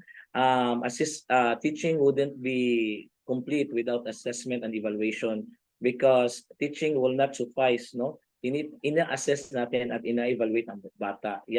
Kaya nga tinatawag yan ng mga integral, no? So in assessment and evaluation, we can also use some forms, no, like the use of Google Forms in test construction, send digital modules of application access in our LRMDS. No, we send test questions via Messenger. We can also use that in our assessment for those who having online class. You can also have virtual live quiz, no? It's an open camera quiz, no, that I usually practice during the time of pandemic. Kung nagkaroon kami ng test, we had an open camera, no? Itinutuon ng bata sa ang kanilang sagot, ang camera sa papel, no? Motivate student to answer honestly and check. Then taking pictures and sending outputs in the GC, that is also part of assessment. And for reading progress contact, no, reading progress. This one, I will share to you Microsoft Teams reading progress. Reading progress is a feature of Microsoft, no, Microsoft Teams. You give student a script, and let the student video herself reading the script, or the text rather, and then the student will send the video of herself reading, and then you upload that in the Microsoft reading progress, no, and then through that nakakatulong yan sa PhilIRE, no. Based sa recorded video, makapagbibigay ng data ang number one, makapagbibigay ng data sa reading skill, no? Like for example, yung if it's repetition, if it's mispronunciation, no, if it's skipping or if it's repeating, no, nagbibigay ng analysis si reading progress, no? For you to assess the reading capability of the child, no, in English, not applicable in Filipino, dahil automatic nagbibigay ng real progress result, no, ang Microsoft Team reading progress, no, sa reading skill ng bata. Try to, if you have, di ba, in DepEd, we have Microsoft na account that's free, di ba, ibinibigay ng DepEd. Then in Microsoft Team, hanapin ang reading progress. Okay, so yung Google form, no, and binigay ko na kanina yan. Kung gagawa ka ng quiz form, through that, mayroong mga analysis, no? Kung sino mga bata nakakuha ng tamang sagot at sino mga bata ang mali ang mga sagot. And through that, you would be able to identify the least learned competencies and the most learned competencies via Google Forms. Okay, so these are the, okay, let's skip this. Okay, so there are also asynchronous form. When we say asynchronous plus form, yung ginagamit natin for storing files, no, sending files, etc. So I'll skip some of the topic. So this one, no, it's very helpful, no, ClassPoint, to make your PowerPoint interactive. You have to install ClassPoint, no? Because we don't have enough time, no? Meron ako sanang mga ano dito, mga demonstration, but I suggest you to go to YouTube and search ClassPoint. How to use ClassPoint for PPT, how to install, no? May compatibility ito, no? If your Windows is 7, 8, 10, no, and Microsoft PPT for 13, 2016, 19, and Office 365, yan ay compatible. And to explore more about ClassPoint, you may visit YouTube, no, and type how to install ClassPoint in Microsoft PowerPoint. Okay, it will make your session interactive. Okay, I'll just skip this. Okay, because we are talking about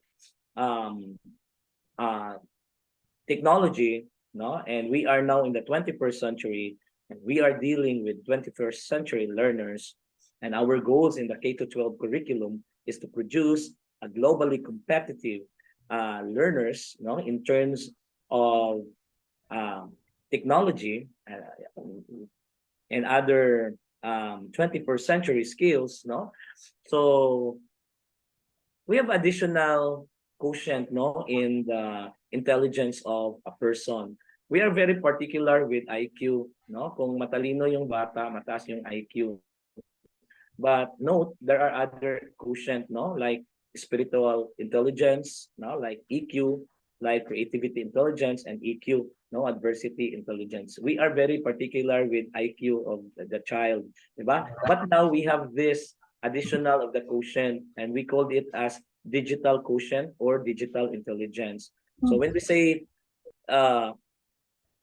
digital quotient, no, is defined as the awareness and application of existing and emerging digital technology capabilities, practice, and strategies. So our ability in terms of the use of digital technology. So we have DQ. Now, how will we know what are the manifestation that we are DQ citizen? No, if we possess those characteristic of a DQ of digital quotient, no, how will we consider that we are DQ citizen? Number one, no, if we have a management in cyberbullying, no, we have ability to detect cyberbullying, no, situation and how we handle it wisely.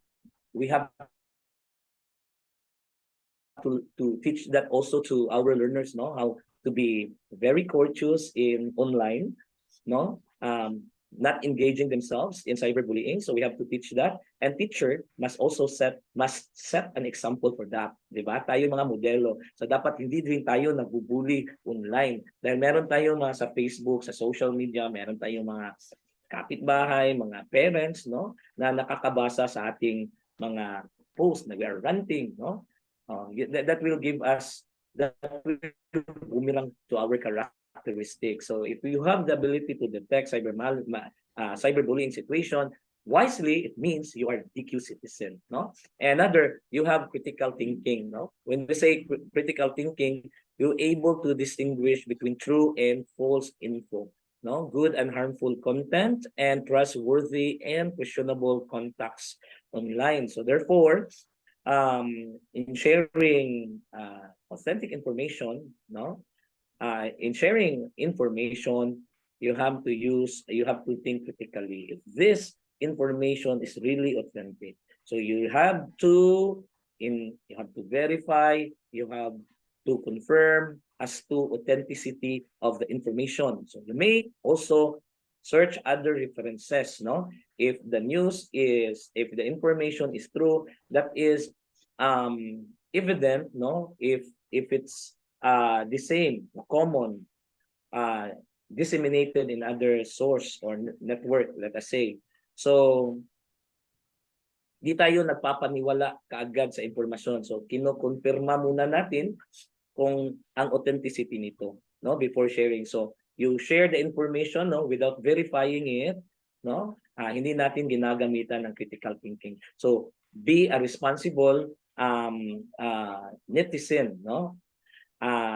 According to the mantra ng GMA7 na think before you click. So, share natin yung tamang impormasyon lamang. So, if you try to segregate authenticity from false information, then we have this characteristic as critical thinkers.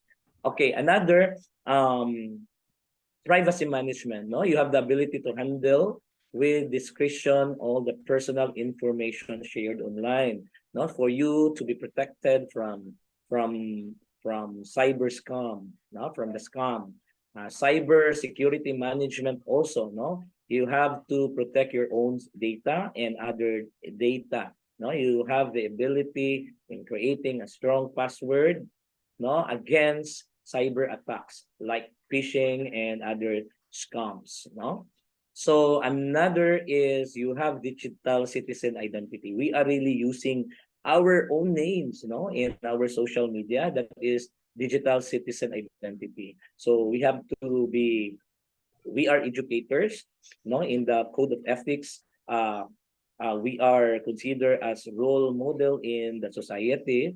So therefore, so our posting in Facebook is more on aspiring and inspiring the readers or our followers. No? That is digital citizen identity. There's nothing for us to hide our identity, no? Using our own name and our real pictures. No? If you have that, you are DQ citizen. And of course, no, during the time of sadness and victory, we have empathy. No, we call that digital empathy. So if ever you have friends is in sorrow because of the death of their loved ones, so you have to message them, no, condolence.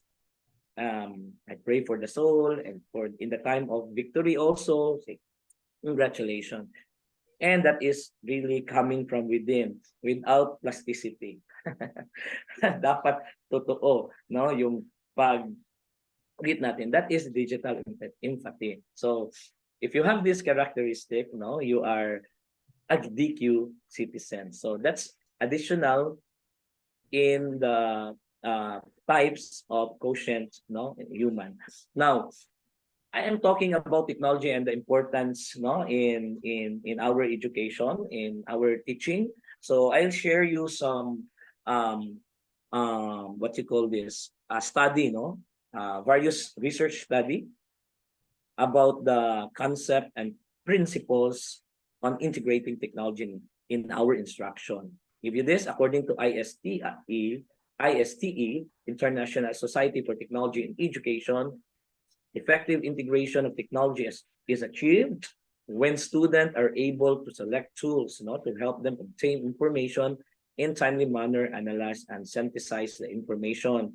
So if student able to use the gadget, no, in searching and finding the answer of certain concept, like ang student ay gumamit ng online dictionary, no, in finding the definition instead using the traditional dictionary, that is effective integration of technology.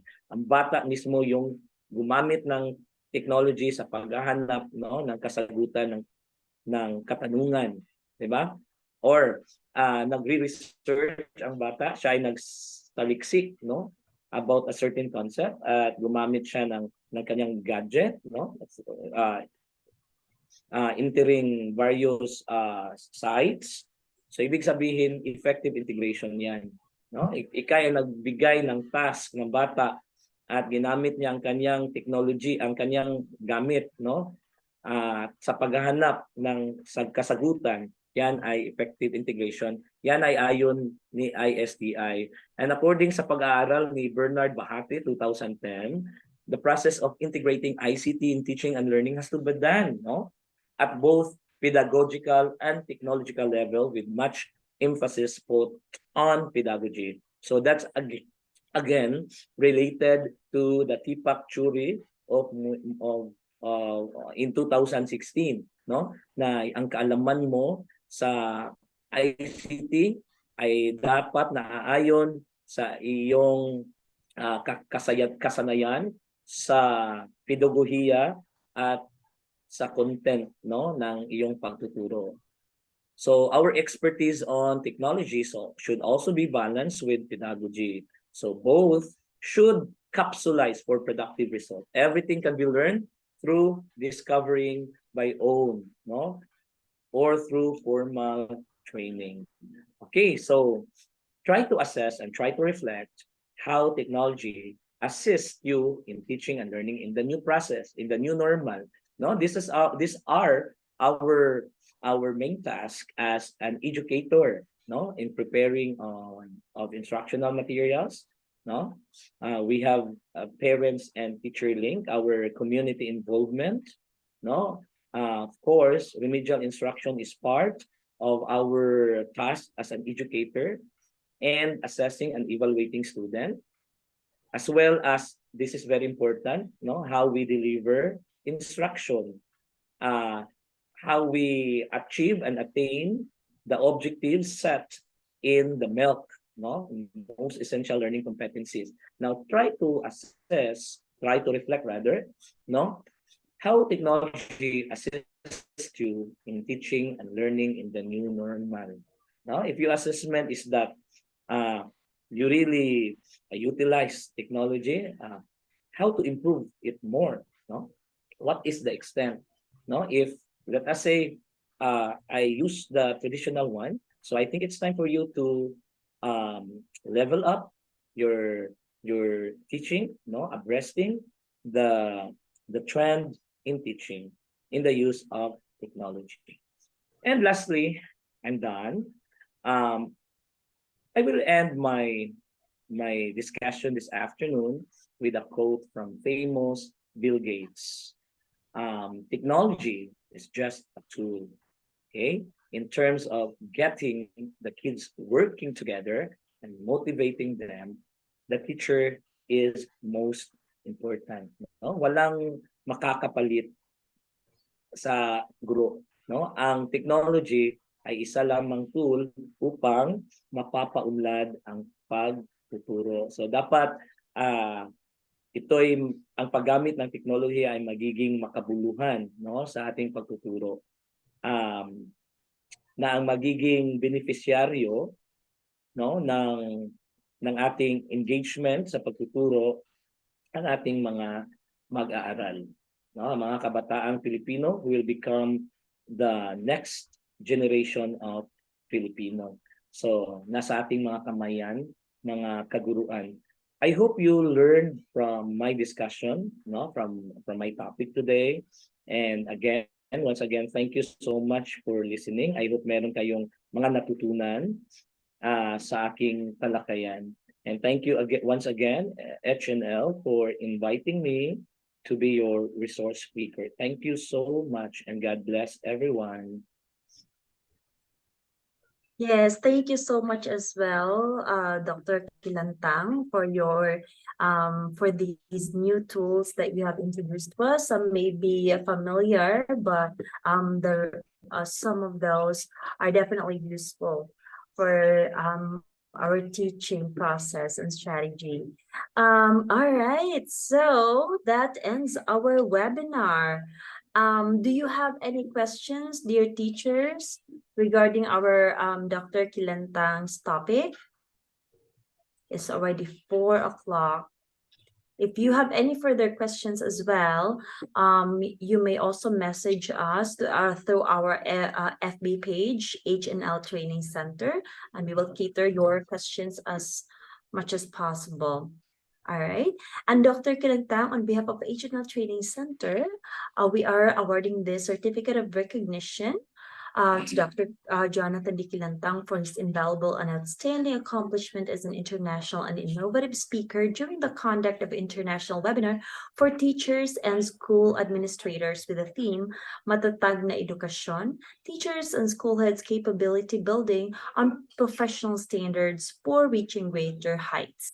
As per CPD accreditation number 2019-329 held on September 23-25, 2023, which is equivalent to 24 hours via Zoom meeting, given this 25th day of September 2023 via Zoom meeting. All right, thank you so much, Dr. Kilantang. And dear teachers, once more, I'm going to request please to turn on your cameras so that we're going to have a photo taken with our last speaker. All right, let's see your beautiful faces. And in the count of 3 seconds, I'm going to capture a screenshot. All right, in 3, 2, 1, smile. All right, one more in 3, 2, 1, smile. All right, so dear teachers, just a special announcement. We do have your certificates will be emailed to your corresponding email addresses within the day. All right, and for those na misspelled po yung name or hindi po nakatanggap ng certificate, please message us directly so that we can double check and review the registration list. And we also have an upcoming seminar po, just in case you might want to be interested. We will be having a seminar next week in Bohol, that will be in Tagbilaran City, Bohol, on September 29 to October 1. So we will be in Tagbilaran, Bohol. If you want to register, you can also message us directly. All right. This is a live out seminar po. Okay, great. And Dr. Kilantang, thank you so much once again. We're going to move on to the last segment of this webinar, which is recognition of the participants. I'll be calling out your names and we'll be presenting a slide for your certificates.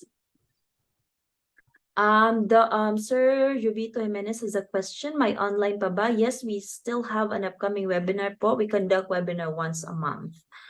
So everything will be posted through our Facebook page. And we also have our new upcoming website.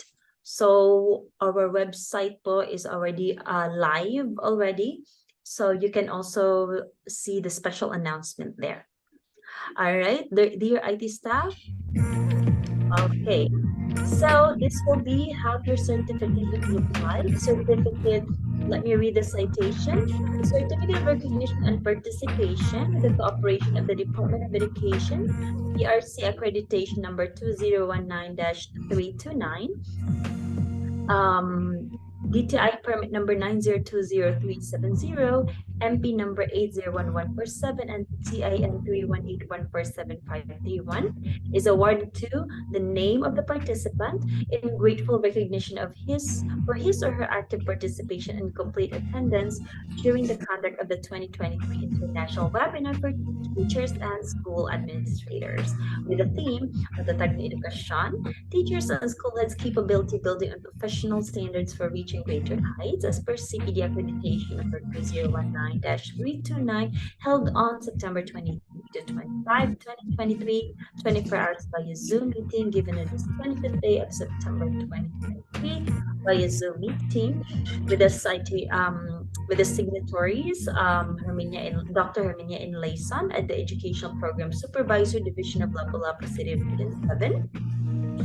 Dr. Jonathan Kilantang, outstanding master teacher, university instructor, division of Lapu-Lapu City, Region 7. And Johnny Binanil, your seminar directors. Lawrence Hyde, the native speaking English lecturer, TESOL, USA. Ma'am Shedden Rose, how can we get our certificate po? Once again, your certificate will be emailed to your corresponding email addresses. All right, so let me award the certificate to Ma'am Shella Jane B. Ligaspo. Thank you so much, ma'am. Thank you, Sir Elmar B. Marabi. Thank you, Ma'am Shedden Rose M. Eras. My apologies if I mispronounce your name, please bear with me. Sir Louis M. Buban. Sir Jason J. Omus.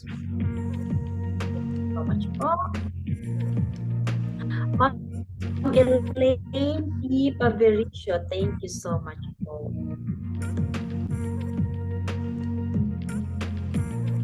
Next, we have Sir Raul S. Sinangote. Thank you so much, sir. Next, we have Sir Jovito D. Jimenez. Thank you so much.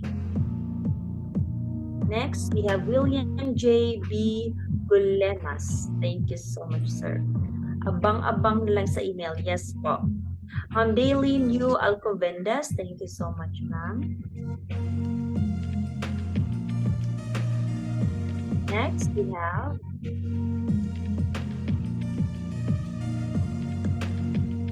Ma'am Sudan S. Lanche or Lanche.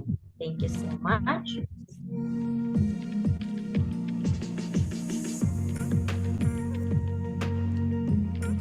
Right, next we have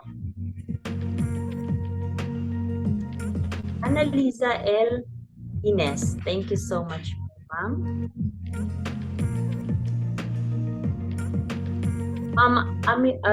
Amiruddin Pulayagan Gandawali. Thank you so much. Sir Joji L. Candidisimo, thank you so much po for attending our webinar. And thank you, Ma'am Donabel A. Munyano. Thank you, ma'am. Ma'am Rachel C. Ayen, thank you so much. Sir Jefferson Sayed Mandado, thank you so much po, sir. Ma'am Maylene C. Manuel, thank you so much po, ma'am. Ma'am Julie S. Lestas, thank you so much. Ma'am Irene M. Bermilo, thank you so much, ma'am. Ma'am Geraldine C. Dican, thank you so much. Ma'am Glenda B. De La Cruz, thank you so much po. Ma'am Angelina B. Hilina, thank you so much po, ma'am. Ma'am Catherine Pinang, thank you so much. Ma'am Versiflor D. Purambao, thank you so much po. Sir Ben R. Inano, thank you so much. Ma'am Annalisa S. Lombres, thank you so much po for being with us today. Ma'am Beverly F. Billones, thank you, ma'am. Next, we have Sir Roger B. Villanueva. Thank you so much, sir, for being with us. Ma'am Christine May T. Patay, thank you so much po, ma'am. Ma'am Cheryl May B. Baron, thank you so much po. Next, we have Ma'am Mary Grace D. Enero. Thank you so much, ma'am. And then we have lastly, C. Faginas. Thank you so much. And then we have Antoinette L. Badaguas. Thank you so much. And then we have Ma'am Marjorie L. Lipau-Pau. Thank you so much. And then we have Aryan Grace. Oh, and then we have Aryan Grace F. Bitino. Thank you so much. And then next, we have Ma'am Sierra Maureen D. Valencia. Thank you so much. For Sir Jovi A. Bilaco, thank you so much, sir. And next we have All right. Oh, okay. That's it. All right. So on behalf of HNL Training Center, I am truly grateful for this opportunity of intellectual endeavor. I hope to see the same faces again. I hope you can attend our upcoming webinars, or better if it's a seminar. We have upcoming seminars for, so just keep posted. We have everything announced on our FB page. And you have a great weekend, dear teachers. Have a great day.